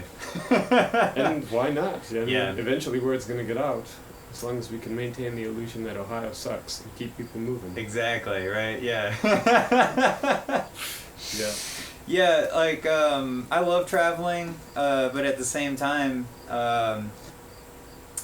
I heard someone say the other day about how you can really figure out and find yourself in anywhere, you know? Yes. And really the same, like, 144 personalities are going to be around wherever you're at. The same people are everywhere, basically. Yeah, I've discovered that to be the case. I've also found, and you've been around enough, maybe you can affirm this, that most of the people I enjoy or find myself connecting with are from Ohio but have traveled away from Ohio. Okay. Like the people from Ohio that I meet elsewhere, Yeah. there's an instantaneous connection. Yeah, definitely. It's like our tribe. Yeah. You know, I see that all the time, man. Mm-hmm. I mean, maybe it's just because when I travel a lot of times I'll get a hold of friends and I'm going where I'm going, you know, and they're from here because I know them from here. Sure. Because like when I went out to Portland, I stayed there for a month in a house with a band. I had no idea any of these people, but they were all from Ohio, you know? Yeah. And so we all had that kind of connection, you know? Or when I was down in Carolina last month, like I ended up, actually that was completely different because that was just like a random person that had stopped by where I was at. Like I was hanging out at the ceramic shop, and this guy stopped by, and he was like saying all these really wild things, you know. And like we connected on like, it was just like in 15 minutes we had this conversation where it was like, okay, free will, okay, paradox, okay, quantum physics, okay, you know, whatever. Like, it just happened. I was like, hey, you want to do the podcast, man? He's like, yeah, come on over to the house. So, like, I stayed at his house in Asheville for a couple of days, and, like, everyone there was from Ohio except for that guy, you know? I was like, hey, what's up? I'm from Ohio, too. Yeah. It's, there used to be this meme that, like, 23 of the 35 astronauts that had been to the moon were from Ohio. Right. Like, but yeah. is it about that state that makes people need to leave? And like, it's funny on We're some explorers, level. I think, you know? I think that's really what it is. I loved growing up here. Yeah. And I value it more and more as I started to explore. But I think it provided a safe space to set a baseline of what I didn't know. Like, it gave me the bare ingredients, and then sent me searching for the crazy flavors of the world. Right, yeah. My brother once told me that it was something like, if you leave Norwalk, Ohio, then like everywhere else you go in the world will be like magical or you know, like majestic or something, you know. Which has largely been true. It's true. But then you can find majesty when you come back to normal. Yeah, exactly. In places you wouldn't have looked otherwise too. Yeah, and it's it's having a buffet of experiences to draw from, so that you have a better scope of what is truly valuable. Yeah, that's true too. It really is, because travel brings out a lot of things in yourself you wouldn't have known otherwise too. Where you're just out there and you're relying on people, or you know, like you're looking at the world in an entirely different way for whatever reason, you know, and and then it comes through, and then you make it, and then like you're like, okay, well, that wasn't as hard as I thought it was, or it wasn't as death defying as I thought it would be. You know. Or maybe it was. Yeah. Like, maybe we need to give ourselves more credit. How often do we defy death every day? Right. Just driving a car. Just driving a car. Yes. It's an odd contrast that the place I couldn't wait to leave is now the one that I'm looking to come back to, because it's precisely the reason that I couldn't wait to leave here that I'm recognizing there's great value. Yeah. Ohio, in very many ways, is kind of like a sanctuary and a haven, because there's not a lot else going on. Right. Yeah. And it allows, and I've said this, I've had this conversation for years, where like you have this kind of like this inner space, and people, I mean, a lot of people don't do that here too, you know, but the people who do really go inward a lot. You know, there's a lot of really weird, not just astronauts, but really weird, like, musicians that come from here, explorers of every dimension. Yes, so much so, you know. But also Ohioans are seen as, like, baseline Americans. They are. You know what I mean? Like, we're like... We barely have an accent. Yeah, Besides, like, the WH. Yeah, there's a few things I say that are weird that people pick up on, but, you know... Yeah. But we are like the base class. Yeah, and it's a really interesting subset. We don't have like like coastal people, you know, are a whole different kind of breed. Yeah. Man, every 50 miles it becomes and then different. landlocked people are a whole different too. Yep. But Ohio, especially right here, I feel like too, northern Ohio by the lake. Because it's like, we're not landlocked, but no one's like going out, you know, it's this on the weird lake. Triangle between, like... Some people are, but... Toledo, Cleveland, and Columbus. Like this triangle of... plainness. Yeah, very much. It's super vanilla. Yeah. You know, across the board, you know, like... pragmatism, maybe, reigns, practicality. There's like there's kind of Bible Belt-ish, in a lot of ways, but there's- also like It's such an odd amalgam. yeah. And it takes a lot to get anything dramatic to happen Mm-hmm. on a large scale. But I think it's that pragmatism that, Yeah. I'm either going to wake up tomorrow or I'm not. Right. And the person that has the least say in that is me. Yeah.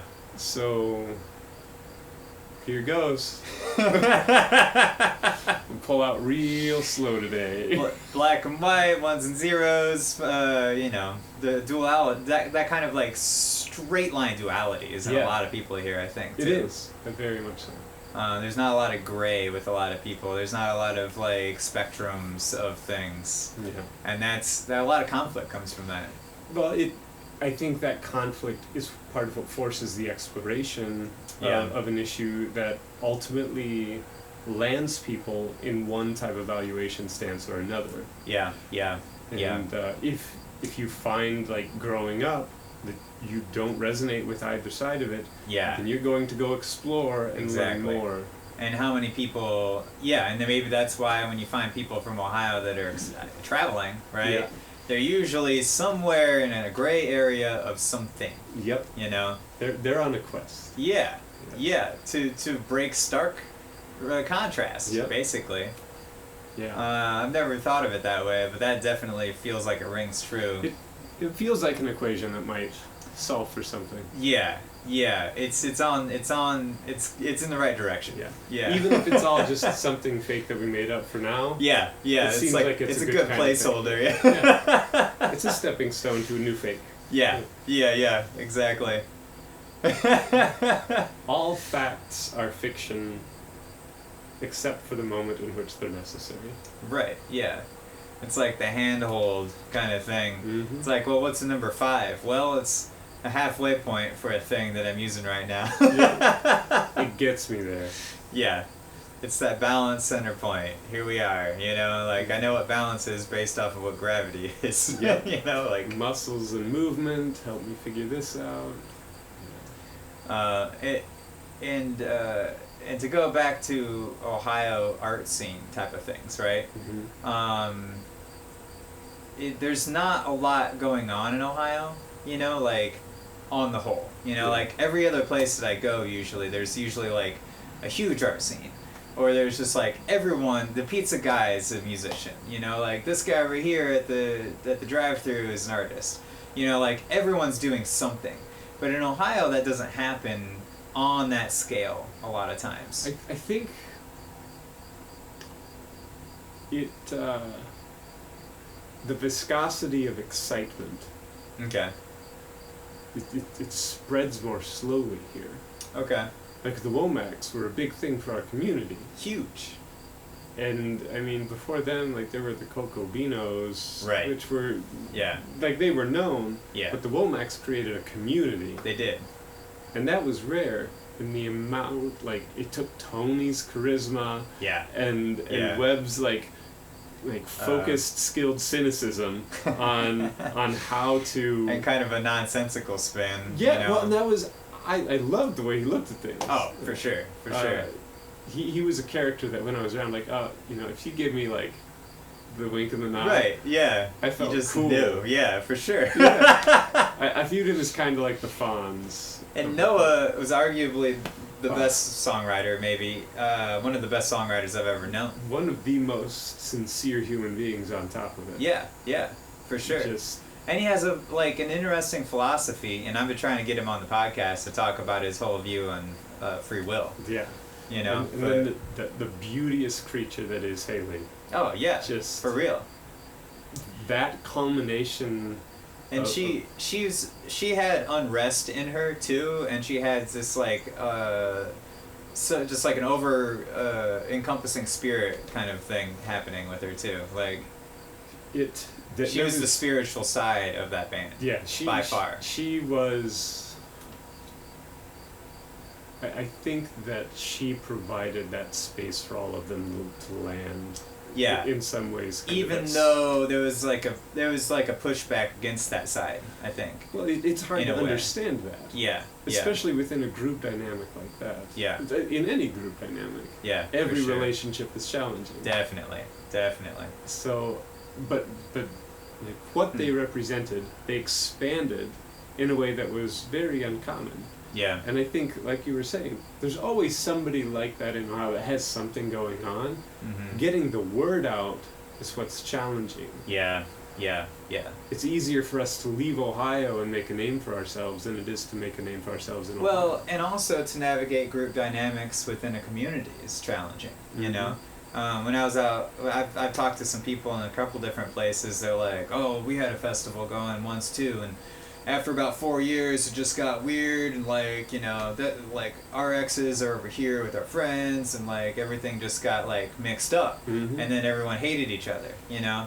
I took that to heart, and I tried to stay out of everything, you know. I was just like, okay, if I'm gonna lead this thing, you know, like, and well, with the Jubilee Go Festival anyway, you know, and that's kind of like what I took to heart from that guy telling me that, and that's, I think, the only way that I was able to keep the festival going for, you know, 9 years now, you know.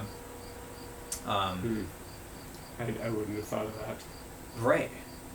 Well, because my perception of it is you're always going to be involved in a circle. Uh-huh. And once you're in the circle, you're in the circle. Right. It's really hard to ostracize somebody. But then there's like bad feelings within the circle. Yeah. And like, you know, things shift like that, you know? I guess being the meandering one that I am, I wander in and out, and it's hard for me to...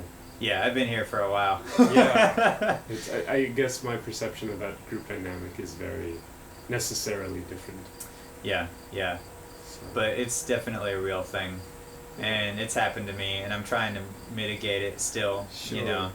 And it's like, but I definitely tried to not let that happen for as long as I could, I guess, right? Yeah. And I can recognize that struggle as... because there's connections. Bringing together so many awesome people. Yeah, there's connections that happen between people all the time, and then people get sore, you know, like, predictably. I don't know, you know, time forgives all wounds in that matter of speaking, you know. But you have to travel outside the circle to keep the circle together. Yeah, it does need to. You can't. It's like anything else. It has to stay fresh, and you have to keep. It's a rotating more of thing. A cycle. Yeah, it's like a vortex. Yeah. It's like a fire vortex that like will burn itself out if you don't keep feeding it. Introduce new fuel, new feeding, energy. Yeah. Huh. Yeah, I guess it's... We have a bunch of new bands right now that are coming into the fold that, like, I'm like, this is exactly what it needs. And, like, the way that I've always structured it is nice because I've always been in multiple different spots in Ohio and in different pockets of people that I'm involved with. And so I can, like, pull from a lot of different places. And I think that's helped out a lot. Because, like, we've always had someone from Cleveland, we've always had someone from Akron, we've always had people from Kent and Canton, and, I mean, those are all different, distinct communities, even though it all feels like one big city kind of thing, you know? And then also pockets around here, and Wellington, and Sandusky, and even Huron and Vermilion are completely different, you know? And then being able to pull from all that, you know? It's interesting. It is fascinating how distinct all the communities seem, even within such a small radius. Yeah, definitely. Because just like, I didn't know that beforehand, I guess, you know? But like, just with experimenting with it and just trying to bring people together, you see it happen. And you're like, oh wow, this whole group of people came in. Or like the time we had that band come in from Japan, which was completely by accident. But like that brought so many people just to like, we're like, whoa, we're like a people, you know, like I think that it just like dawned on people like how like small our community is or something, you know, in that respect at that point, because it's just like everybody loved them so much too, you know, and they were just such wacky dudes, you know, all these like the guy who was booking for him was my friend Johnny Habu, who's from Cleveland originally. He joined the National Guard and moved down to Maryland or something, but like I was like, he had like a flyer for his band, the Rebel Salmon, and like at the end it was like the Pacement Band's tour dates, and I'm like, oh man, who like his other band here, it looks like they're gonna cross Jubileego's path between this state and this state. Let's see if I can book them, you know. And like I did, and they show up, and I'm like, who are you guys? It was the greatest thing I've ever seen too. That's, you know. Awesome. But and also I've always tried to keep it genre wise, musically, very distinct across the board. Yeah. You know, like I've appreciated that. Everyone that I've made it to is. I know I'm not just gonna go hear a bunch of the same cornfield folk bands. Yes. It's like you'll hear one cornfield folk band. Yeah. But then you'll hear a punk band. Yep. Or then you'll hear some guys on some tablas playing like some Indian music, or you know, like it's diverse. Yes. And it keeps you guessing, and it keeps you interested and engaged. You're gonna find something that makes you curious. Yeah, definitely. Every time. Yeah, for sure. Yeah. And that's always what I've strived to do. Do you ever reach these moments where you're like, it's missing something, and I need to like go out and find? Yeah. That definitely. Is that something you find yourself in? That's what I'm dealing with right now with the old timey band, because I've always had at least one old timey band, you know, which we probably will again regardless of what I do. Because there's one band out in Kent that's like, hey, we're gonna be here, and I'm like, okay, great, but I don't know if they will or not, you know, but probably they will be. I don't know, you know, but like we'll see. And then, but then I'm like, in my mind, I'm like, I need to start this super band that's all old timey music, and just, you know, and that was like the whole kindergarten band I was telling you about. It's like I wanted to have everyone who's not playing have like, you know, cymbals and wood blocks and like triangles in their hands and things, and like we'll have breakdowns that are all just like wood block cymbal stuff, you know. Kind of like Stomp meets kindergarten type thing. Yeah, meets like old timey songwriters that are for the front man. We'll have a bass player and banjo, mandolin too, you know, and it'll just be like a normal bluegrass arrangement, but then, you know, like breakdown. Whoa, man, we're just splitting cymbals now, you know. I just think that would be a lot of fun. I you think know? it would be. I've always wanted to get a group together that just had pocket instruments. Stuff you could literally, a jaw harp, a slide whistle, like a couple little tone things. Yeah. And just like show up in a subway, half a dozen pipe, flutes, and whistles, and they all play a song, and then they disperse, kind of a flash mob pocket instrument. You can buy like a little pocket-sized synthesizer with like a pen and go. Woo! I've seen that. Man, they're fun. Dude, there's a guy on YouTube that I found that does that. He did this video like 1 day after owning, 1 week after owning, 1 month. Yeah. And he's quite good. Nice.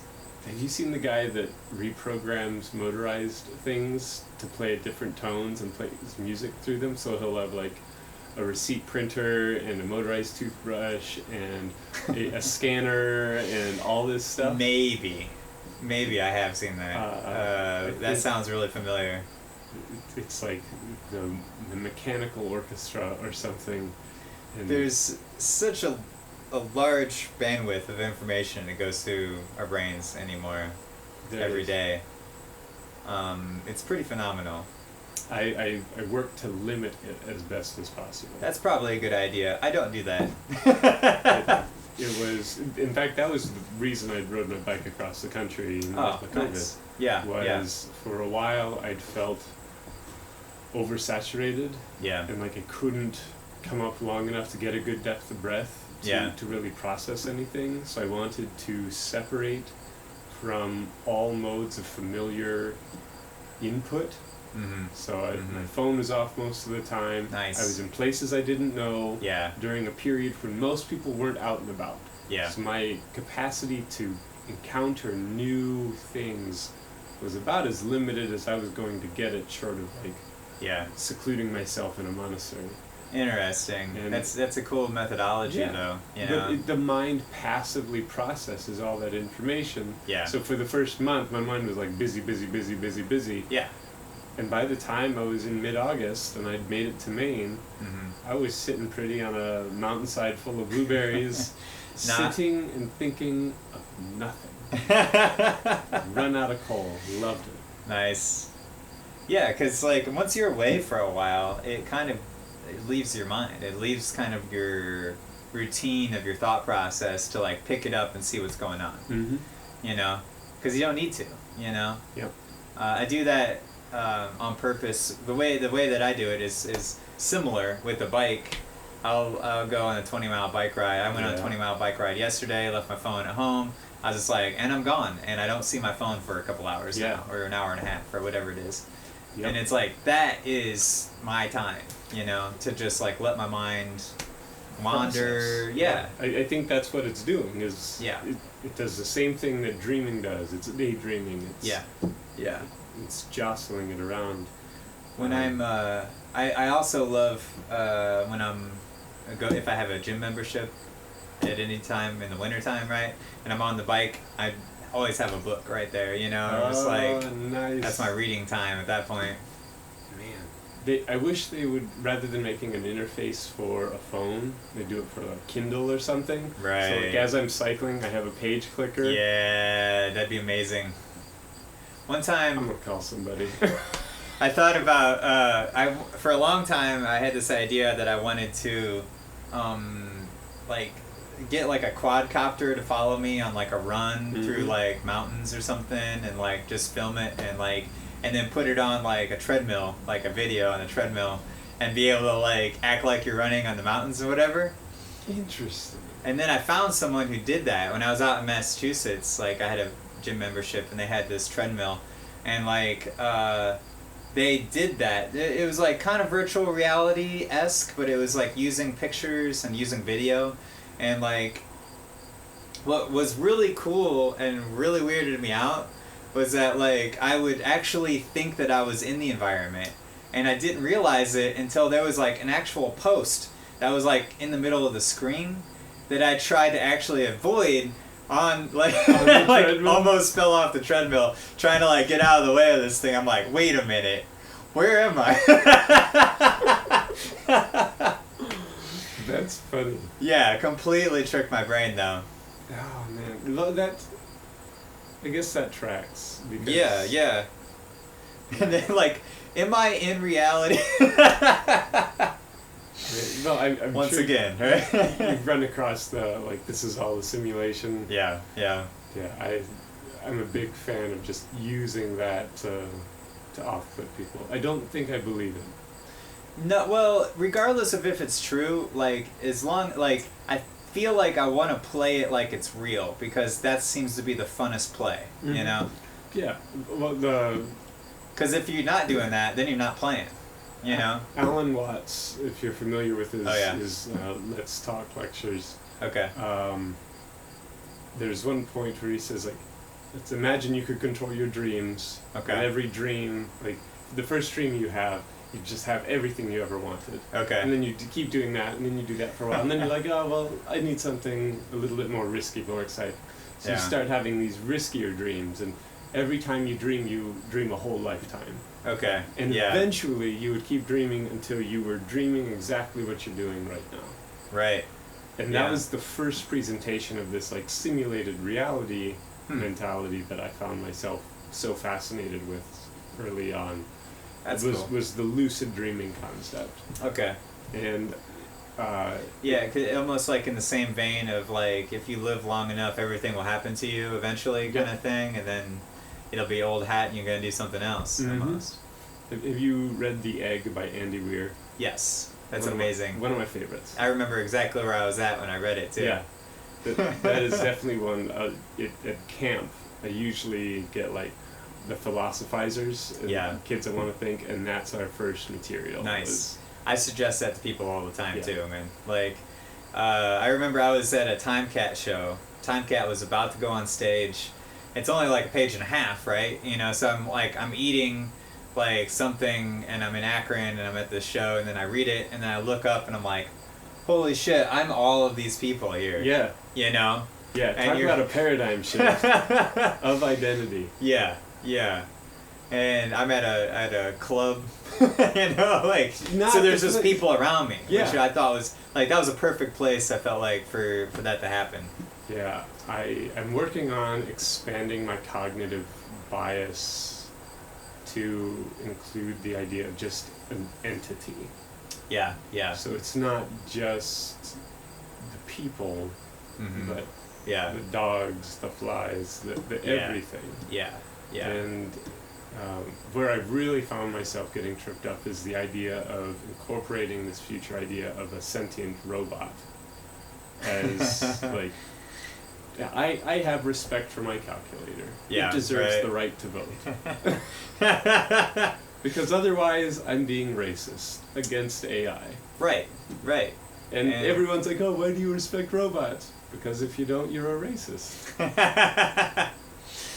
In a sentient being kind of way, Well, I mean, you know? I will give any being any of the rights that are appropriate. Blade Runner, Yeah. you know? Yep.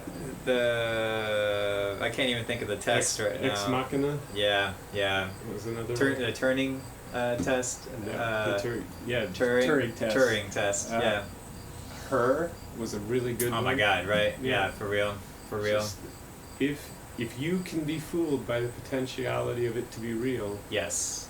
then why are you questioning Then whether or not it's real? Yeah. Exactly. Because it's as real as you are at that point. It speaks more to your bias than its realness, Yeah. and that's The crazy part is like the way that YouTube speaks to us right now through suggested videos, through its just simple algorithms. You know, it's not even to AI. It's very simple AI machine learning algorithms. You know, and they're still fooling people. You know, I think that's one of the main things that I learned the best when I was learning website design last year. I'm just like, okay, so when I'm making these if-and statements, right, and like really programming functions and things like that, like that's all that's happening here. Yeah. It's just logic-based math, if-and, logic it's circuits. pathfinding. It's A or B. Yeah. At a fundamental level. Yeah. And it's like if this, then this, and this, Else or that. this. Yep. Yeah, this or this, or whatever. Yeah, it's all just it's logic,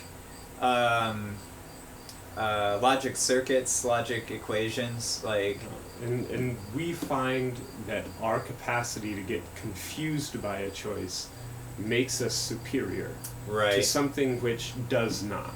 right. Because we believe that capacity of judgment is superior. And it's not. Just sometimes it's preferable, and sometimes it's problematic. It's definitely god awful, and Yeah. some But case sometimes when scenarios, you've got a right? screwdriver, it's awesome, and sometimes you just need a saw. Right, right. They're different tools that are applicable perfectly in different scenarios.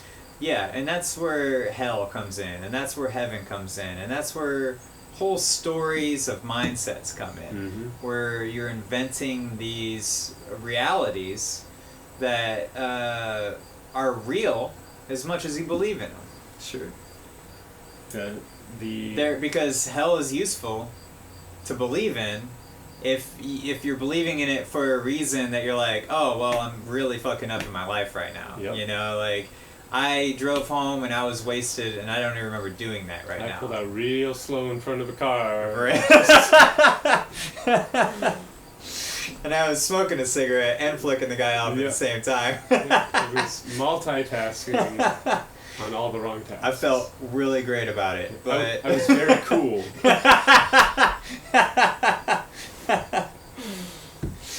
Yeah, see, that's the comedic callback, man. Like, I love that shit. That's classic. Yeah. there was a... That's the vortex, man. Yeah. It's the map of reality. I'm bringing in new wood, but it's the old wood, too. Yeah. It's still wood. Yeah. I just wanted to reiterate, though. You know, it's still wood. Yeah. But I'm bringing in new wood. It's new, though. Yeah, it's new. It's probably from a different tree. I don't even know. Yeah.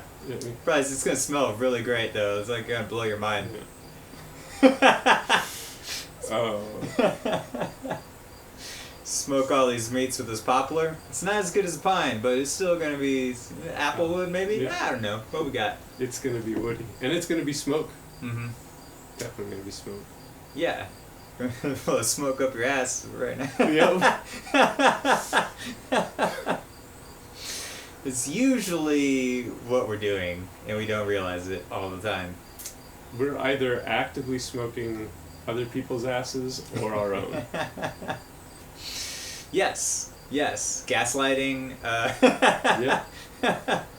I'm going to tell you this thing that I'm going to promise you that we're going to do, but we may never do it. Actually ever do it. Probably, most likely, we won't. And this is the most valuable thing you'll ever learn, except for the fact you'll never use it again. Right. And I'm only saying it because I'm trying to make you laugh, or because I like you a lot. Yep. And somebody else gaslit me into thinking it's relevant. Right, yeah. And somebody's gaslighting them to tell me what to do. In a massive chain reaction. We're just all gassy mofos. We're just one domino in the chain reaction. Yeah. No matter how important you are, you're still a domino. Yeah. And then they tell two people, and they tell two people, and so on. Yep. And if you're pissed off that the person bumped into you behind you, just remember that you were them at one point, or you will be. Yeah.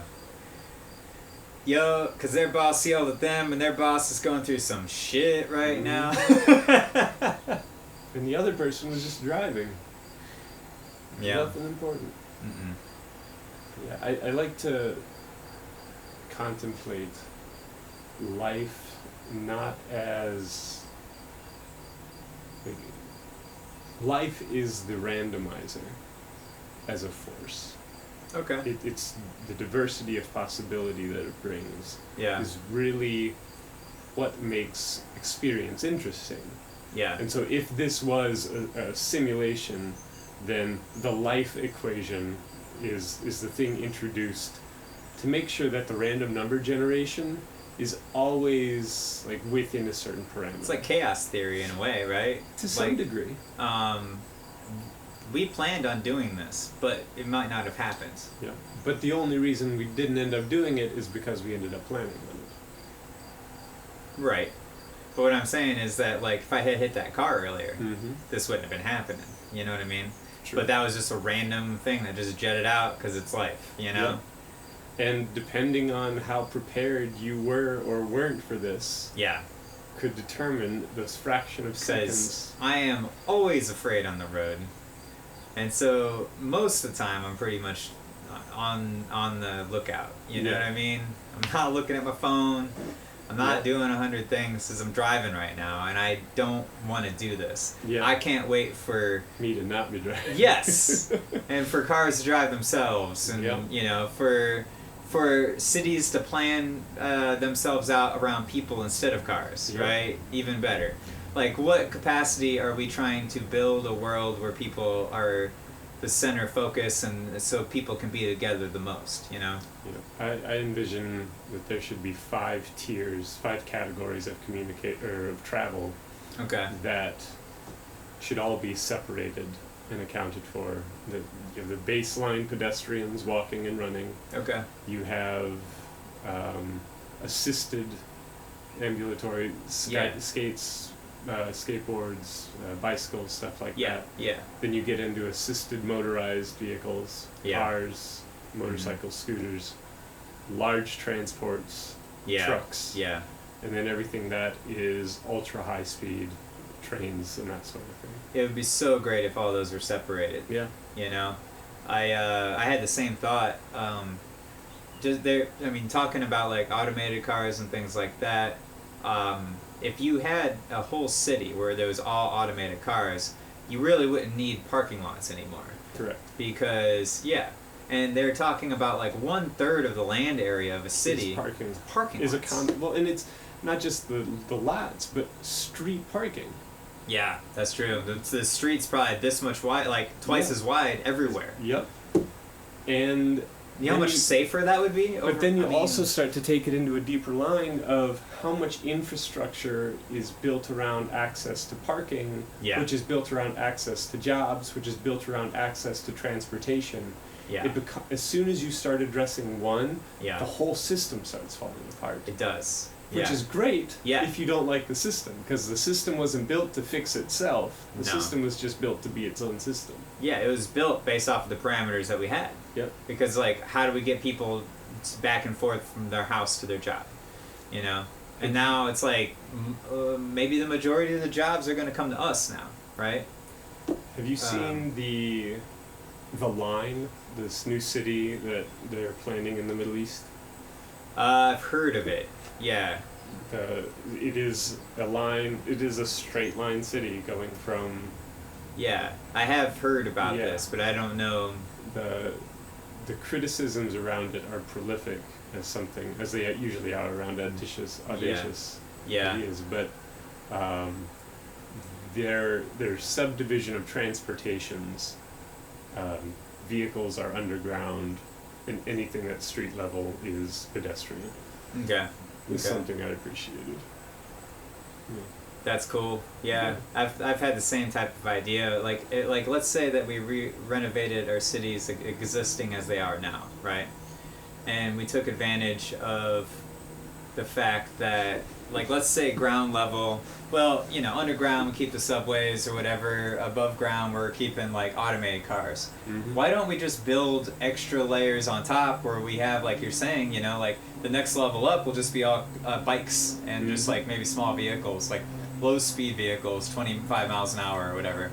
And then on top of that, just green spaces where people can be and walk and work and play. Yep. You know what I mean? Like, all in the same... Zone. Yes. Well, that's what Musk was doing with the Boring Company.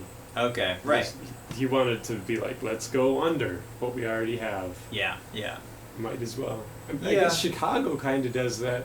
I mean, there's that section in Chicago where you're under level, right, and there's still cars, and then you're above level and there's still cars. And that's like several blocks. Yeah. I got lost in that so many times before I figured it out. Yeah, Chicago. Sweet home Chicago. Got the A train. The L train. Uh-huh. Great mile. I used to take the megabus out there. Oh, nice. Yeah, because you could do it for $10 round trip. Damn. And I'd sleep in Lincoln Park. Yeah. And I'd just spend the weekend in Chicago. Because the most expensive part of traveling is finding a place to sleep. Oh, for sure. And so it was once I realized I could figure out where to sleep without people bothering me. Yeah. Man, life got a lot cheaper. A lot cheaper. That's awesome. Yeah, I'd get on the bus in Toledo, ride out to Chicago, spend 2 or 3 nights. Yeah. Megabus back. Nice. It'd just go to go. So, how do you do that? You get a friend to take you to Toledo. You treat them to the thank you meal at Tandoor Indian Buffet. Oh, yeah, we've been there. I was there with you once. Yeah, it's one of the best places. Yeah, it is. And then you get the megabus, go to Chicago. Yeah. And you wait until everything's shut down, and you slip into a nice set of bushes and sleep. Nice. Which is probably the thing that I think is easy that everyone else thinks is hard. Yeah, probably just trying to not worry and have anxiety about being there. Which definitely was present the first couple times. Yeah.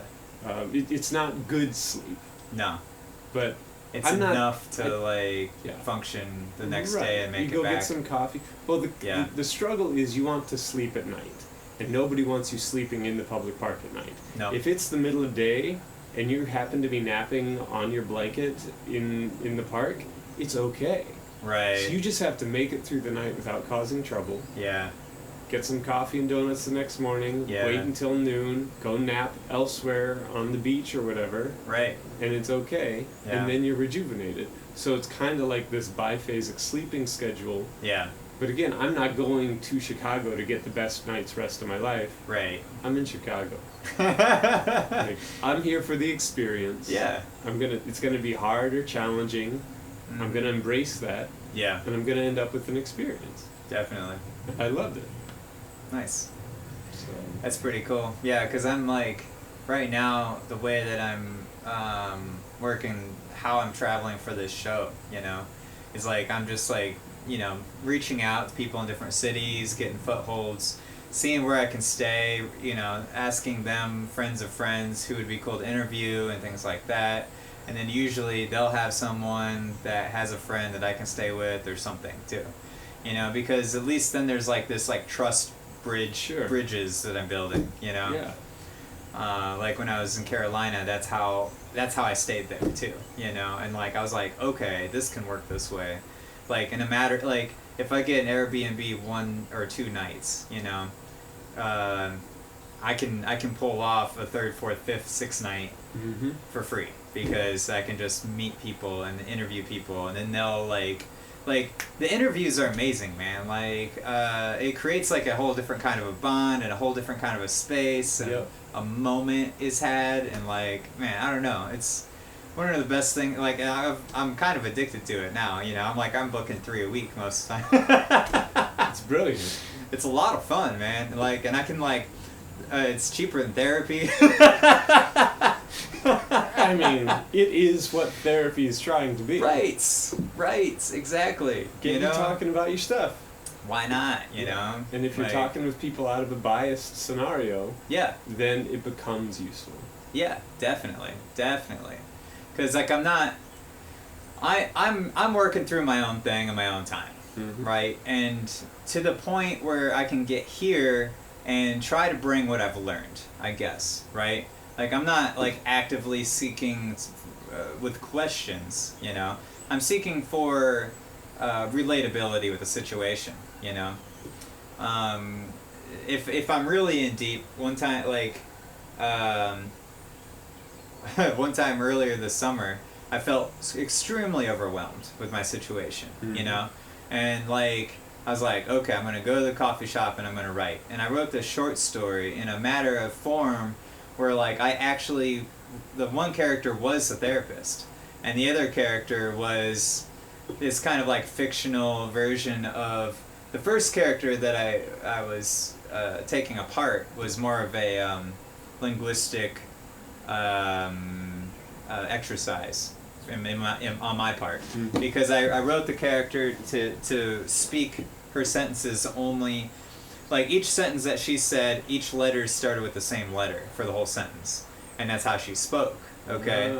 And so like the whole point was, I was like, okay, well this character is not always doing what she wants to do because she's like limiting herself to how she's speaking it, and therefore she's forming her own story in ways that she doesn't necessarily always have control over. But she's made that like an integral part of her personality, right? And like her, like she's a unique character that she is, you know, and so she doesn't want to change because she holds that part of herself dear, but she's also getting herself in situations, yeah. And that was a lot of fun to navigate, man, because I was definitely like in this whole like mindset of like how we believe we're our own thoughts in a way, you know, and how do we structure those thoughts, I guess. And then later in the day, I wrote the second part of that story, and that person was definitely me at that time. Sure. You know, because I didn't really have any other escape or any other means, and I was still in that spot. Mm-hmm. And I was like, okay, well, I got this therapy character, you know, and Maybe then, they can help. yeah, and I was like staying at this Airbnb, and the lady's like, well, there's a river back here, you can sit by there, that's great. And like, I sat by that river and wrote the whole rest of the story out, and I just felt perfect about it. And then I left, like I was so worried, and like I left my phone in the room, and I went down to the river and forgot about the world and focused on my mind. And like it all, and I was like, perfect. I came back, I had all the missed calls that I wanted. I was like, there's exactly my answers. And then I never even went back to Airbnb that night, even though I rented it. But like, because I stayed other places and things, you know, after this blues stoner rock show that I went to, which was clear like 45-minute drive away, and I'm just like, friend of a friend was like, hey, crash here, and I'm like, yup. That's what's happening. That's what I kind of figured was going to happen, because I told the lady, I was like, I'm probably not going to come back. I'm going to this blues rock show later. Yeah, I'm probably not going to come back. But it was very nice meeting you, and thanks for your river. For the river. That's it, man. Yeah. I love that. That's brilliant. Yeah, and that's what it is sometimes. Did you see the show Mr. Robot? I know what you're talking about. I've seen a couple episodes, yeah. Oh, okay. Yeah. I don't really watch shows, but I needed something new. Yeah. So that one was only 4 seasons, about 10 episodes each.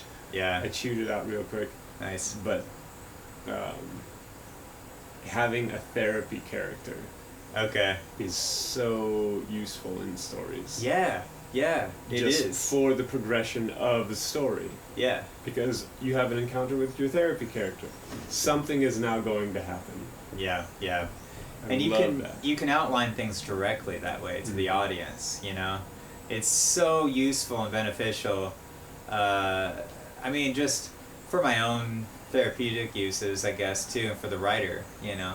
But also for, like, what you're saying, to, like, bring the story forward, or just to be more direct with what the story is actually saying, you know? There's a lot of ways and a lot more words we could explain something. Yeah.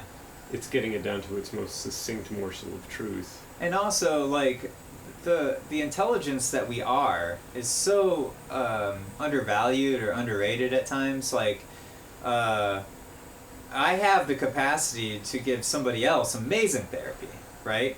But if I believe I'm my own thoughts, I am completely void of that ability. Yep. And so the only way that sometimes you can turn it around and be like, okay, well, you're dealing with this, so this is what I would tell you. Yep. It's so convoluted and just like beautiful at the same time. It's such a simple solution. Yeah. That is so easy to get in the way of. Yeah.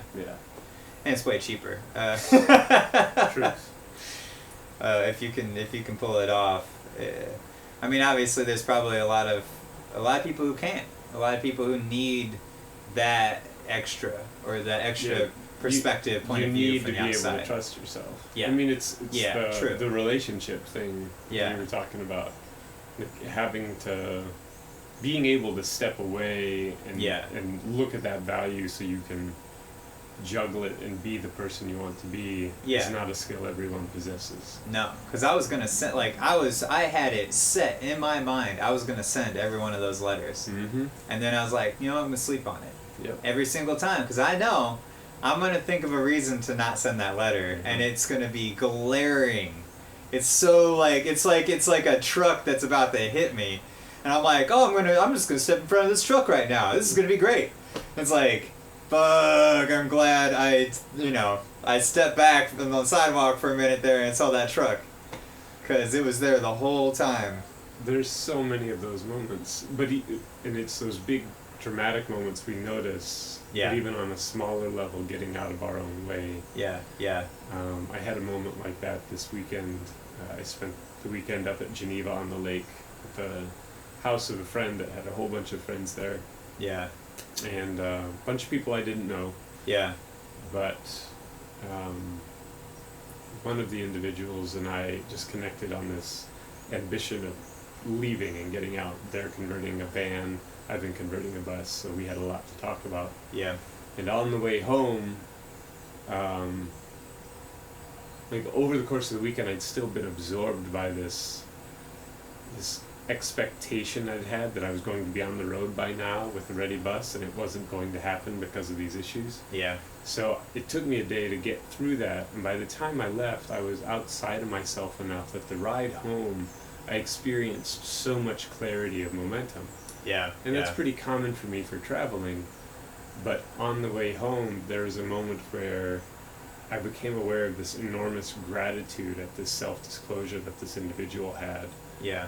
And it put so much into perspective for me that allowed me to be aware of myself in a new way, that I wanted to express my gratitude for them. Yeah, yeah. And I knew that if I thought about it, if I waited until I got home, I wasn't going to do it. Yeah. So their address seemed to be like 3 minutes away from where I was right when I thought about it. Yeah. So I pulled off, parked, wrote a quick 2-page note, slipped it in their mailbox, and left. Yeah. And like that was it. Yeah. But it felt so profoundly asserting of where I needed to be. Yeah. Like yeah. I could have been iffy about where I was, but doing that made sure I took a step in a direction. Yeah. I completely understand what you're saying. And the weirdest part is that, like, I want to, delving into a different sidebar real quick, as far as, like, we think exactly the same way about a lot of this stuff, right? And, but the way that the world works and the way that we present ourselves in society, very much closes off a lot of these types of conversations, I think, you know? And that's, when you were asking me earlier about, like, why I started this podcast. It's like, I want to talk about a lot of things, but there's not space for it, you know? So I have to create my own space and create my own, you know, vehicle to get there, you know? Because, and there's a lot of people who don't want to have this conversation at all. Like, will just completely shut it down. Yeah. You know, I haven't interviewed any of those people as of yet, necessarily, to different, varying, you know, degrees. extents. Yeah. But, I've definitely ran into people who have, like, in the past, have told me that they don't write in a journal because they never want to look back on what they were doing because they would feel ashamed, or they don't want to know who that person is, or it's like, and that completely took me back at that moment, you know? I'm just like, wow, okay. So you feel like you're fucking up in life so bad that you don't even want to know who that person is. And to me, I'm just like, man, if I'm fucking up that bad, I want to know every single thing that I did. And I'm writing it all down, you know what I mean? I've written down shit I shouldn't have written down, you know? Just because, like, I want to get it out, and I want to see it, and I want to, like, reflect on it, basically. Yeah. That's just how I function, and it sounds like that's how you function, too. Yeah, I grew up wanting to write more than I did. Yeah, yeah. Like I would wake up and be like, I want to sit down and write, and sometimes I'd sit down and there was just nothing that would come out. Yeah. Or I'd get sidetracked by writing it as though somebody else was going to read it in the future. Yeah. So it took me a while to step beyond that. But once I was finally able to do it, I found that I didn't always need to write. Yeah. But when I needed to write, that's what I needed to prioritize among anything else. Like, above every other thing in my life, it would all improve as soon as I got to hold a pen in my hand. And that's the other thing, is I much prefer writing by hand than I do typing. Yeah, yeah. I do both a lot now, but when I type, I usually, I'm writing a story, you know? But when I'm writing like more personal stuff, or songs, basically. Okay, so here's a whole different idea, okay? With the idea that the Cosmic Egg, Andy Weir, talking about how we're all basically one soul, right? Have you thought about, and this is pretty far out idea, okay? And it's pretty simple, but it's basically like the Neuralink, right? If we're able to start telepathically communicating with ourselves, right, person to person, and then I know about 5, 6, 7 years ago they did this experiment with, like, rhesus monkeys, where they were like, they basically connected their brains together, like, physically, and they were able to problem solve better as a group than they were individually, right? Using those two ideas, next logical step is, what if you were able to connect humans' brains together physically with a Neuralink type of mechanism, right? And you were able to like almost like blend minds. And if it is one mind, right, or if it is one consciousness, right, not one mind, but like you have 5 mind power, right? Yeah. With an infinite consciousness, does that open up a wider door, or does that open up like let's say you had 10 people, let's say you had 100 people, let's say you had 1,000 people, right, and you had them all drop or eat mushrooms or something, right, and they're all just completely like wide open, like what is that? Is that like some kind of other entity that will like inform us of larger ideas that like are, it's like when we reflect just individually, like with writing, right, or with songwriting or any kind of creation that kind of like soothes like our minds, or just like we get out of our own way, you know. How do we like I've never really thought about the idea of like if you have something that's that big, right, or that's that I don't even know what to describe it as, really, but in order to control the mind that has thoughts that are much bigger than the whole, right? Mm-hmm. I'm getting lost for words right now. Yeah, it is the idea of it is a version of a hive mind. Okay, right. And yeah. It's a temporary hive mind. Well, it's a different type. The idea of a hive mind takes place on there's different scopes of it. Yeah. At the most fundamental level, you are simply you get to gain a communicated awareness of where the other entities are. Yeah. Like your left hand knows where your right hand is. Right, yeah. On a more fundamental level, you are able to, or on a more functional level, you're able to engage with that entity to relay information and create a context that lets you take intuitive leaps. Mm-hmm. And then on a more kind of spiritual level, you get into the stage where you're creating the idea of where the more consciousnesses you pack onto it, it's like Play-Doh, it just gets bigger and bigger and bigger and bigger. Yeah, yeah. All of these things exist on some level on this world right now. Yeah, definitely. So whether it's swarms of birds moving randomly but cohesively, swarms of fish doing the same, or bees or insects that communicate in a more intricate way through pheromones and dancing that communicate where they need people. Where they become like a linked collective instead of like a flexible collective like we are. A bee on their own doesn't have a purpose. Yeah, they're a hardwired. They are a functioned hive. Yeah, yeah, that's why we call it that. Yep. Right? Yeah. Whereas a wolf that is part of the pack, it is part of a team. Yeah. However, if it goes off on its own, it has the means to survive on its own. Right. So it's a higher functioning. So I think,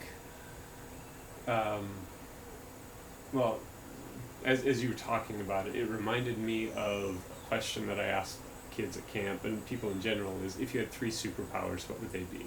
Okay, right. And one of the frequent answers, not necessarily the most common, is I wish I could just instantly communicate with everyone. Yeah, yeah. And I recognize that desire to just know what other people are thinking. However, you're still an individual experience. Yeah. So you're now processing twice as much information without the context of experience of where that other individual's coming from. Well, would it be though? You know what I mean? Like if you, like let's say that it's just like a one-on-one telepathic experience with somebody else, right? And let's say that it's an experiment that a researcher is doing, and we take like somebody who's very like let's say it's politically charged, and we'll say that this guy's really left and this guy's really right, And we're like, okay, we found you guys both believe the exact same thing. Like, the researcher knows this, okay? But you guys are saying that you don't believe in anything common at all. But we're going to make you guys telepathically communicate, not necessarily in words, but maybe just through images and experiences of how you believe when we... Just cognition. Yeah, like, we'll bring up the issues to you guys. Like, okay, like, what's Medicare for All mean to you? Or something. And then they'll both get a picture in their mind how horrible it is or how great it's going to be, and then they'll go back and forth, like, you know, telepathically, and they'll be able to understand through, like, not just like an idea, but through like a whole, like, a sensory experience, maybe. You know? And that's a whole maybe different type of understanding. Well, potentially it is. I mean, we're delving into theoretical. Yeah, this is definitely fiction. Yeah. The way I see it is that I look at how an experience is constructed. Like, we have kind of a pre-programmed set of responses or reactions to a situation called our instincts. Yeah. And only through the integration of intelligence and imagination are we able to move away from reacting to a situation to responding to it. Okay. Kind of a more intelligent, non-knee-jerk reaction. Yes. And so if you look at instinct, a lot of that's built on physical touch with our surroundings. Like, our evolution said that, hey, there's a lion, look out, run, or whatever. But yeah, even more fundamental, like, you got burned, your Right. skin's burned, you don't want to do that. Yeah. So when you feel that sensation, you don't think about... You just jump.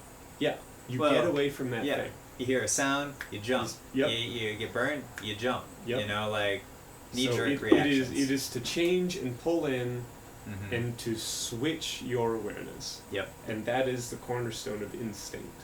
Yeah. So yeah. as we cultivate these instincts, we then garner intelligence, and reactions let us lead into responses. Yeah. So kind of that neuro-linguistic programming is part of taking our instincts and then shifting them into intelligent responses. And that's one of the struggles of smokers. Yeah. Habitual You've got the chemical habits. thing Yeah. that then builds in a social response that is then prioritized among your every environment. Okay. And if you think of every person you know and everything you own and every environment as you interact with as this crazy interplay of priorities that are always shuffling, smoke, like, there's some things that are always going to be high up there. Going to the bathroom, eating, smoking. Basic. And so even if you remove the smokes from the equation, there's still the social cues that you've built into it. Yeah. And so when you now link all these minds, I have the context of cued wanting to smoke. Yeah. Or I have the impulse to smoke without the context of where it's coming from. So you're running into a more immediate response to something that's already present, which is just getting people to work together. Okay. The value is, because our brains process faster than our ability to convey that information, if we can direct ourselves as a group towards a solution, it would happen much more quickly. Yeah. Which would it's like smartphones, it saves energy for us to do other things. And I guess some people are farther along that road than others. I know with smoking, just as an example, I grew up with asthma, and then so when I was a teenager and I was trying to smoke, like, I would actively try to smoke sometime. I'd be like, oh man, I want to be cool, but then I would, like, not be able to breathe the next day, you know. Yep. And I was like, well, I guess I'm not doing that anymore. That doesn't you know.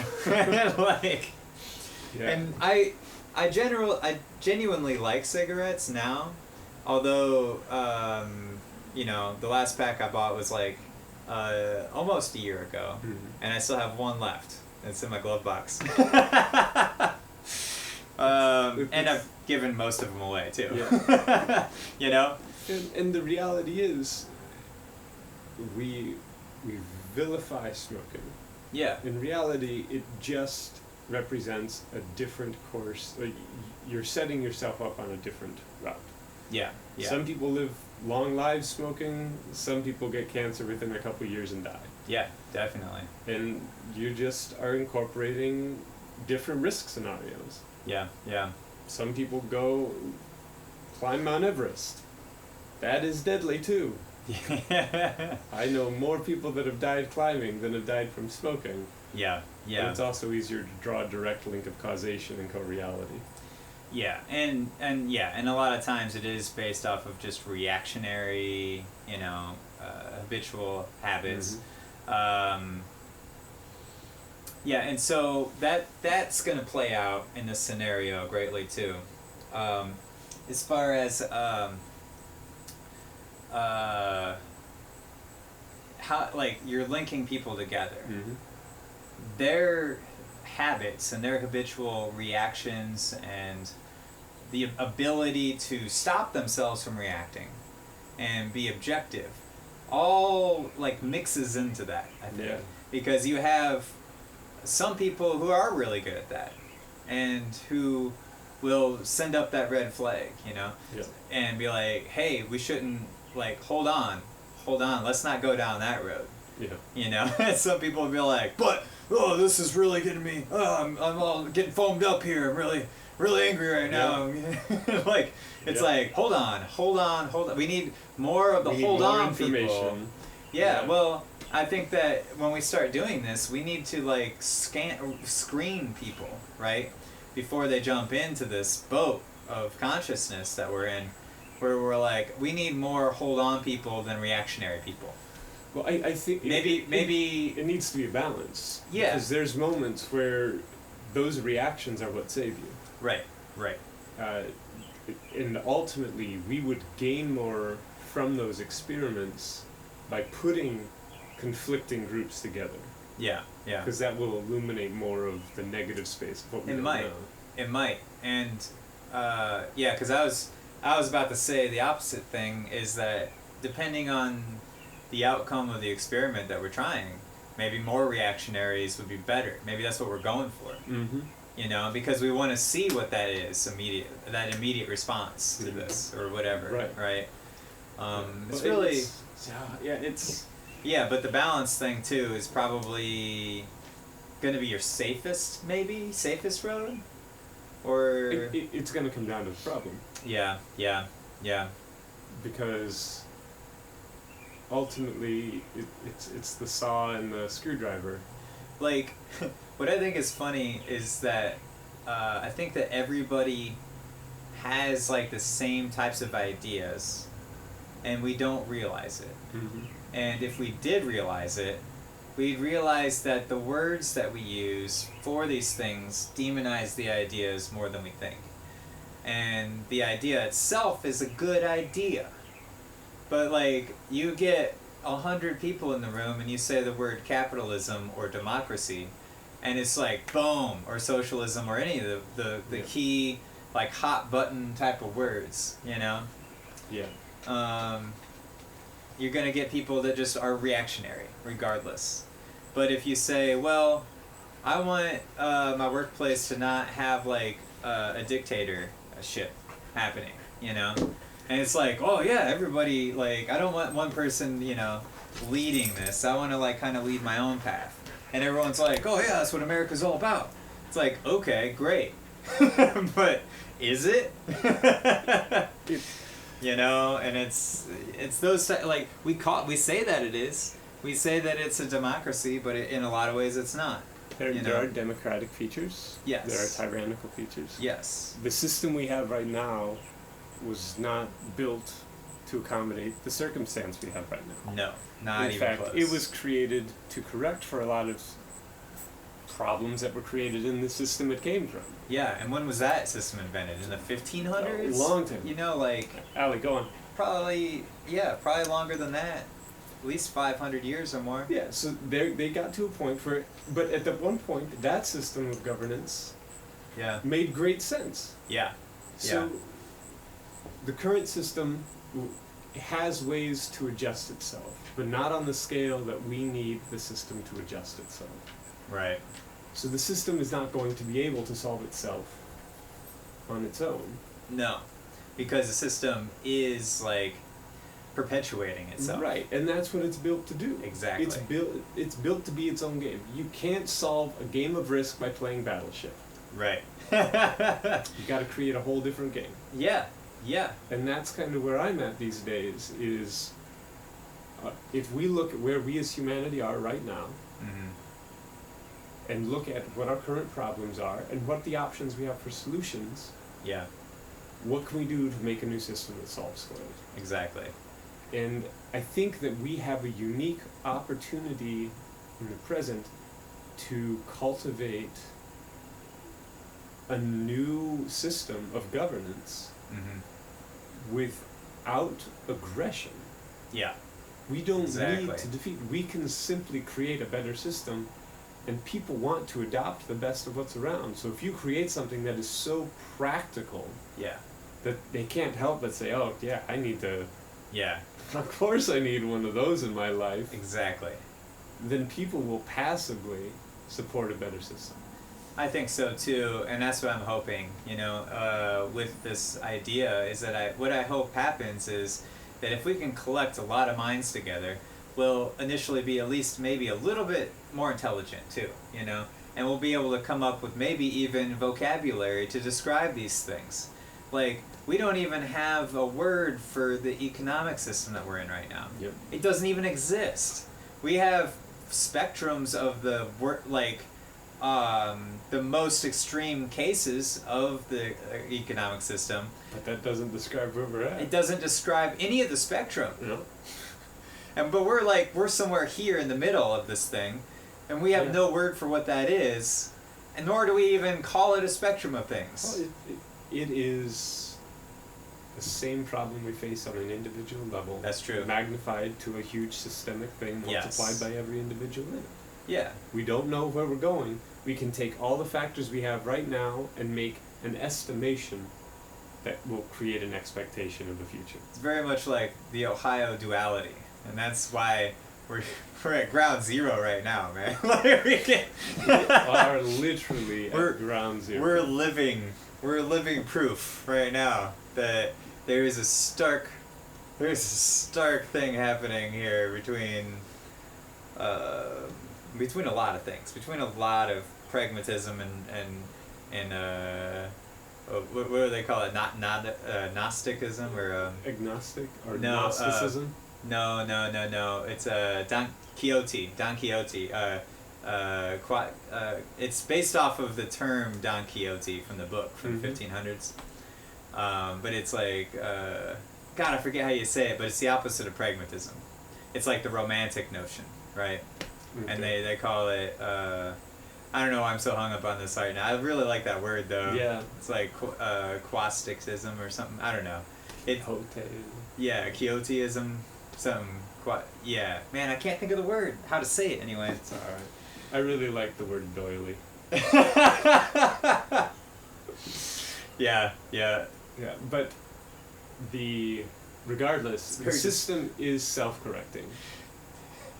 Doily is very descriptive of the texture of a doily, I feel like. It is. It's really weird. It is weird. kind of an onomatopoeia.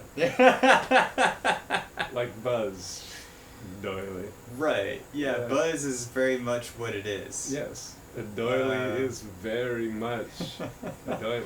Everyone agreed. Yeah. A long time ago. Yeah. What should we call this? Doily.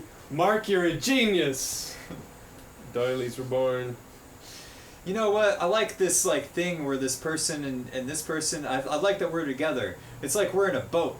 We're gonna let's just call it a ship. We're in a type of there's different types of ships that we have. Okay. Is it a friendship or is it a relationship or is it like marksmanship? I don't know. I'm in a boat with you, and I like it. So let's do this more often. It floats. Everything we do floats, man. Yep, we're in the canoe, not the cantu.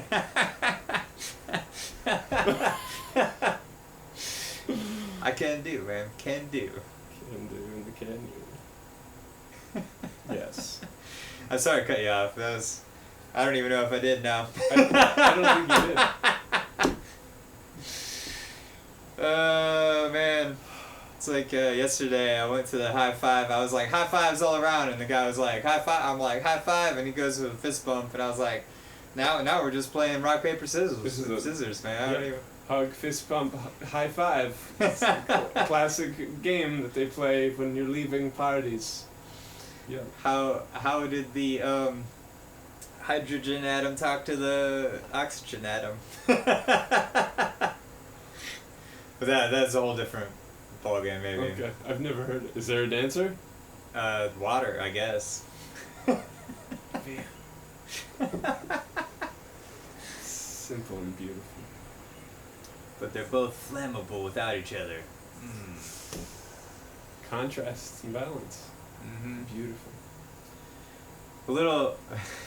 It's nonsensical. I like it. Once we reach answers, it just... And we keep going, it starts fumbling into this, like, nonsensical, like, fractal space. Well, we recognize... Look, okay, so this kind of addresses another point. What we call chaos is the opposite of what we call pattern. Okay. Right. But it's its own pattern. It is its own pattern. You simply don't have the scope of context to see how it fits into everything. Before we had a computer to calculate what a fractal was, we couldn't see it. Yeah, but it was still conceptually present. Yeah. Wow. Within, like, every number that we have, there is a solution for everything, even if we can't contemplate what it is yet. And it probably looks identical to just like what we're looking at right now. And it's like, and that's what's almost so elegant about like E equals MC squared. It's like the most basic, simplest construct of the thing is exactly what it is. It's the idea of a map is one that I've always been a fan of, where if you think of a map of a place, and you could have different types of maps. You could have geographical, you could have population maps, you could have political. Right. All of them are representing a place, but none of them represent the place to perfect accuracy. No. And that the only way you can have a perfectly 100% accurate representation of a thing, well, as soon as you got that close, you'd have the thing itself. Yeah. Yeah. So everything we create is simply a map of something else. Okay. Yeah, because I mean, we're only really able to talk about that map from one angle at a time. But in creating that map, we allow for the true magic of this world, which is interpretation. Okay. If we all understood exactly what the other person was thinking, there'd be no room for misinterpretation. Yeah. And thus, I think that is where creativity is born. Yeah. In the space where we don't know. Yeah. Because you can have as many maps as you want, you're not going to be able to map it all, though. Right. Because, like, subjectively, these are the lines that I'm defining. Mm-hmm. But, I mean, it's a whole circle, and I'm just like, this pie, this little sliver of this pie is what I'm saying. Yep, this is all I'm trying to get at right now. Yeah. But, how can you tell the whole story, you know? And that's the story. I can never convey to you the full story of my life. Yeah. I can just convey to you the slices that are relevant. But I can tell you a story. Yes. And therefore, when you pick me up as a hitchhiker, I will tell you a story. And that story is its own whole story. Yes. Yeah. Even if it is a representative map of another one. Yeah, and you're just cherry picking at that point. Yep. And I think everybody is. It's pretty phenomenal, man. Like, because no one can ever really know someone. We don't even know ourselves. Because I can't remember what I did most of the day yesterday. Yep, your memory's imperfect and your future expectation building is imperfect. Yeah, we're all just like falling down a hill with a thing. Like, we're probably not in control of 90% of it. Yeah. Like. All it takes is one guy with a slow truck and a cigarette. Right. and it's arguable if we're even in control of the other 10%. Right. You know what I mean? It's like, I mean the 10% element is why like the interviews are so much better than just like solo podcasts, right? Because like you're introducing things I wouldn't have thought of. I'm just throwing out whatever I say normally. We're both going to be changed by this. Yeah, exactly. And I'm noticing as I do these, you know, like it is a progression. It's like 100% like night and day, like from when I started. You know, it's just in like how you feel capable of engaging. Yes, yeah, definitely. Because I can steer conversations now, and like when I started at the end of January there, I had a notepad with questions, right? And I was like, planned out, mapped out. Well, we're at the end of the questions. I guess we'll see you guys later. And it's like a 20-minute long podcast. And that's all we had. And that's all we had to talk about. And I couldn't think or outside the box of that at all. You know? And the first two were like that. You know? And then the third one was the breakthrough where like I finally was able to just go off script with Bradley Walton. And I haven't released that one either, but like that was like the first one that we did. Like we went like an hour and a half or something, you know. Nice. And I was like, whoa, we just talked about a lot of things right there, you know. Like I can't believe that just happened. That was like the breakthrough moment, you know. Like. Yeah. But you need those constrained moments too. Yeah. Yeah. Like that's the tutorial. That's right. That's the learning point. I'm just like. I'm asking questions that do not pertain at all, and I'm asking questions in the wrong ways. Mm-hmm. You know, like at that point, definitely. You know, I was like, well, I just wanted to see if I could get a rise out of you about this thing. And it's like not what I wanted to hear at all, not even what I wanted to say at all. Didn't engage. Yeah, it was flat like... questions make flat answers. Well, no, it was over the top. The other direction. Gotcha. I was like interviewing... my co-actor on my movie that I did, and I was like, how'd you like being cast as the villain? Like, it's such a loaded question that like she wasn't the villain, and that's not even how I wrote her. Sure. Like, I'm asking that question just so I can get a rise out of her. Like, I should be asking myself that, if anything, and I didn't want to ask. That's not even a question I would ask myself. You just wanted to get somewhere. Yeah. Like. Yeah, I'm just like, okay, I'm trying way too hard, is what it was, you know? Mm-hmm. And as soon as I, like, watched it back, that interview, I was like, oh, cringe, oh, why am I doing this? Like, this is horrible, but if I hadn't got past that, you know, I wouldn't have never, you know... That's such the key moment, then. Yeah, it really was. Is that determination of, I'm going to keep doing this thing that has provided nothing but discomfort so far. Yeah. But I was able also just to invite really close friends on the first episodes too. Yeah. You know, like I knew that they were in the boat no matter what, and I was like, okay. You can trust the bounds of that relationship. Yes. I see. Yes, and that's really what it came down to. And then really, the third one with Brad, I haven't known Brad very long either, and we always have these real long conversations anyway, so it just like lent itself really well to that too. He's a quality human. Right, definitely, man. Hell yeah. Yeah. Brad Walton, shout out. Hell yeah. 2 members of your fan club, my brother. Yeah, but he's the guy who filmed that movie with me. Yeah. But that was an experience, a learning experience like crazy. Writing the script of that, I rewrote it like 5 times, and then like I was rewriting it on the way to his house to film it. You know what I mean? I'm like, okay, but this part, I'm just gonna cut this line out. Actually, I'm gonna be silent. There's too many lines. Okay. Not to curtail, but what do you think it was, besides just like Brad Walton's an easy guy to talk to? Right. Did you have the questions for that one? I felt like I also had a certain control over my own self.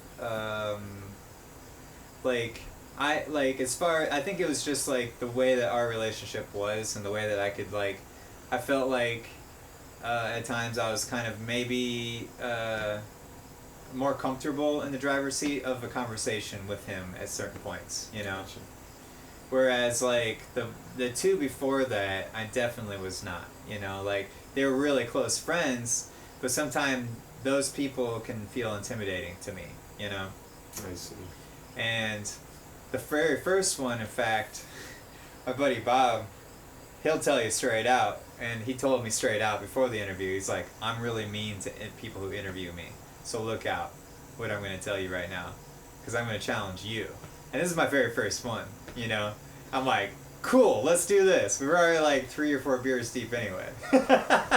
All of that was just like fail. Man. Everything about it was just like failing. I mean, it's funny to watch, honestly, but it's like, it's not what I'm like want to project. And I knew at the moment, I was like, this is not what we're doing. But this is what we did, and this is trial by fire right now. Because he's... defining. Yeah, because he's been in a lot of bands over the years. He's been interviewed a lot, and like he has like epic stories about how he's tortured people who's tried to interview him in different ways. Like, hey man, go down this zip line. It's gonna hit this tree. Look out! Here you go.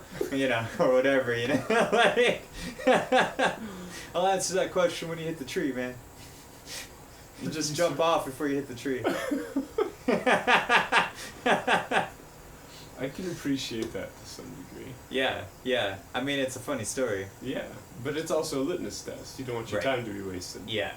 And so if people spend so much time having fun at your expense, eventually, all those people that interview you, I listen to celebrities talk about like, ways that there are the people, the celebs that work to make sure that every fan that comes up to them is unique and individual. Yeah. And then there's people that just have their fans. Yup, just blank it out, you know. And it's easy to do, I bet. Yeah. There's a certain amount of like life where why do you want to be that famous? And if you are, that's a huge responsibility. Yeah.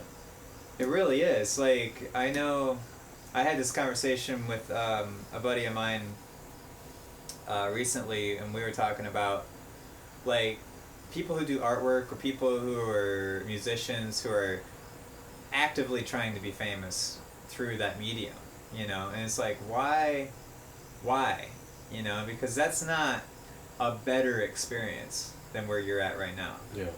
And in large amounts, it's probably a worse experience. You're probably not going to be as happy. Dude's like, man, I got a good paying job, I have a family, and a great girl, and if I was famous, I would be on the road all the time. Whereas I can come down here and make amazing electronic music, and everything's going to be great. And I'm going to be where I want to be. And I'm going to have a whole lot less stress. And it's like, you know, if you haven't figured out, you haven't figured out, you know, like, it doesn't take a lot, you know? Yeah. But at the same time, even after going off and wandering and exploring and having hard experiences, we both ended up back at Norwalk. Right. Yeah. Sometimes you need that struggle. You need to ride that struggle bus. Yeah. It's one of my favorite mantras is practice resurrection. Right. Where you are just, everything you do is eventually the detriment of who you are.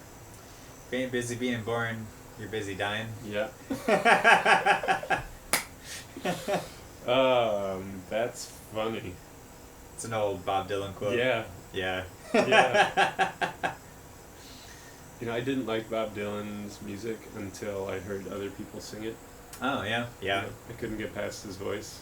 But finally, when I heard people sing it, I was like, oh man, this guy is some lyrical genius. Yeah, yeah. Sometimes. Yeah, he wavers a little bit, for sure. As we all. Not every hit. Mm-hmm. Not every composition should be a hit.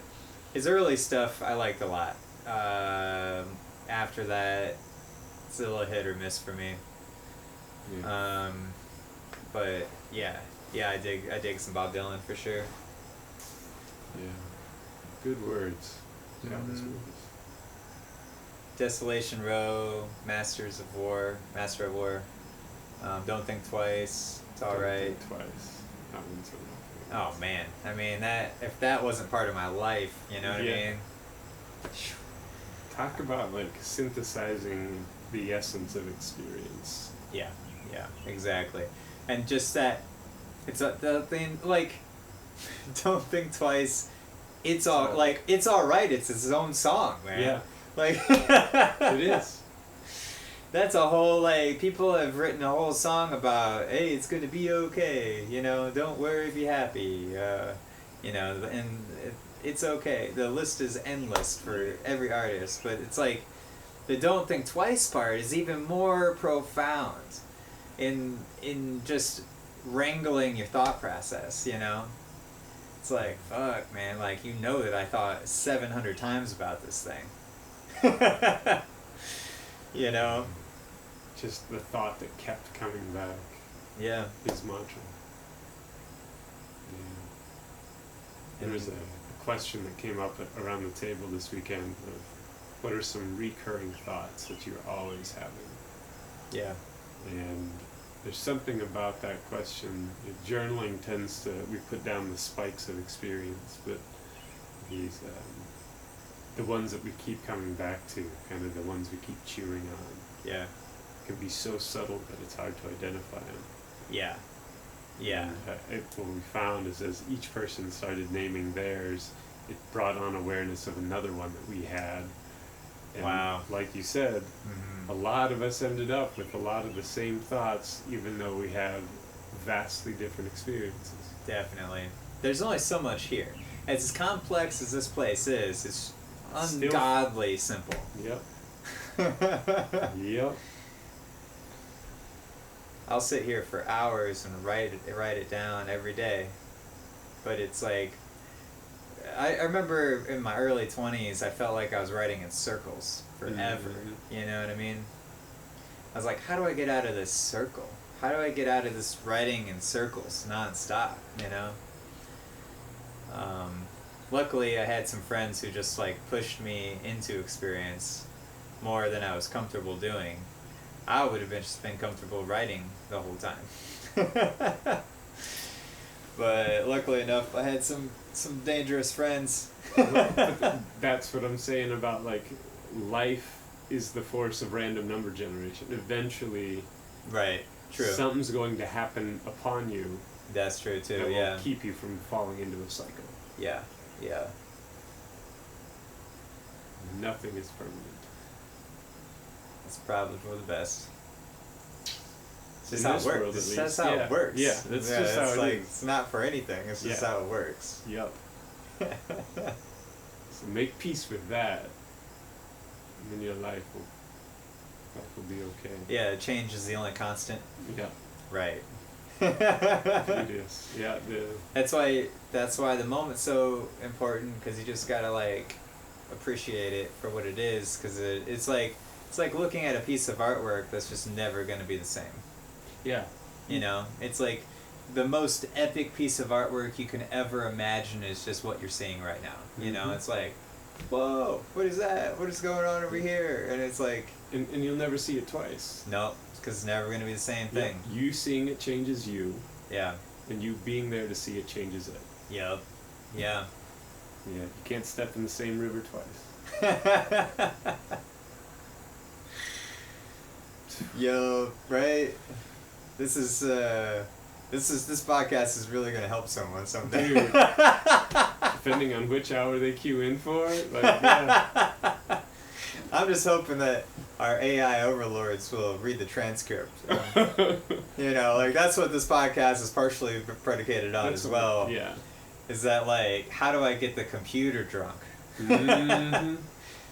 What are the spirits of fucking with the perception of what humanity is and the mindset of reading everything that humanity has ever done, you know? So you are creating the equivalent of the life equation for the AI algorithms. The thing to just knock it off its rocker a little bit. Yes. Yes. I appreciate that. That's another one of my main objectives, yeah. Yeah. I can appreciate that.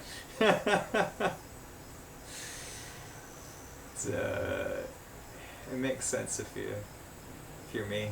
It makes sense both if you don't look at it too closely Yeah. and if you look at it with a microscope. Yeah. Yo. Yep. There's patterns up here and patterns down here, but in here feels like chaos. Mm-hmm. That's the good stuff. That's the creamy, gooey center of it all, of the world. That's the jello I want to swim in. Yeah. It's like, it's the yolk that you're whipping. But it's like gross if it's just, or not the yolk, but the whites of the egg, right? The meringue, so to say. Meringue. This looked really gross, but now it seems kind of cool. Yeah. Now I'd eat this. I'd totally eat this. No, it's like, I just punched it a million times, Yep. and it just like turned into this thing. I introduced chaos, and now what was a pattern is now a pattern. Man, I can't wait to make my quiche.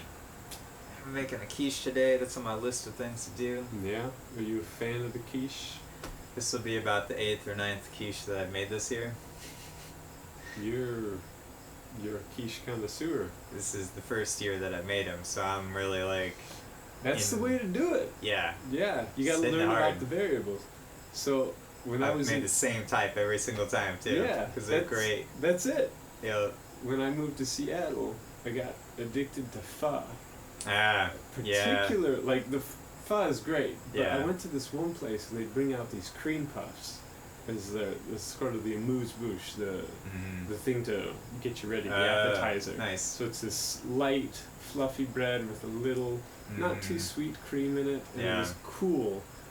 And it would just serve to contrast the nice, salty, brothy pho that they were about to bring in. It was great. Nice. But it got to the point where I was so addicted to those that I'd go and order like the equal amount in money of cream puffs as I would in pho. So when that became a problem, I just decided I needed to learn how to make them. And Wow. every few days I'd make a batch of cream puffs Nice. until I figured it out and got it right. Hell yeah. And now I can just like, boom, on demand, cream puffs. Hell yeah. It's a wizard trick. Magic. Yep. Calling a Gandalf. Just in the gray. Oh yeah, we didn't even get into any of the Renaissance Fair stuff. That was another thing I was thinking about asking you, but So much. I'm really tired, dude. Yeah. I don't know if I can continue on right now. No word. We've put a lot of thought into this one. There's a lot of energy in that. There's a lot of energy in this, Yeah. man. Like, I was just reading about what we call willpower is the capacity to make a decision. And so you have the most willpower in the morning when your brain has chemically like flushed itself and reset everything. yeah. So you wake up and you can apply the most will to your problems. So that's why if you struggle to wake out, you should do it first thing in the morning. If you struggle to eat well, you should make everything ready for the day ahead. Yeah. So that when you get home from work and you've spent all day making decisions, you are sapped of willpower. Yeah. And so it's harder to make decisions. You just want to sit on the couch and veg. But people that make the steps to like go on a walk every day and eat right or take a nap, those help like refresh the decision making processes in our brain. So any hard decision you want to make, do it in the morning. And if you find yourself uncertain, write down the things you're struggling and confused with and leave it and come back until the next day. Yeah, definitely. Yeah. Yeah, I'm always writing lists, Love lists. My bullet journal. either at night or in the morning, Mhm. usually. If I don't have one of those, my days is usually kind of chaos, and I don't have a good grasp of my week that Yeah. way either. Which is okay Right. sometimes. Yeah. Yeah. I mean, I do it. Yeah. It's the other part of it. Yeah. Yeah, because you think of things you wouldn't have thought of otherwise, or just... Yeah, like sometimes you get swept up with random people and they put you on a bus and do a podcast with you. What are you going to do then? And then the moon's going to fall from the sky and then you're like, what do I do now? Yeah. Guess go make a quiche. Stick to That it. would be... Yeah, if I had a good solid 2 hours left of the world, just go make a quiche, you Make a know? Like, quiche. what are you going to do? What are you going to do then? It's the kind of wholesome thing I'd watch a movie about.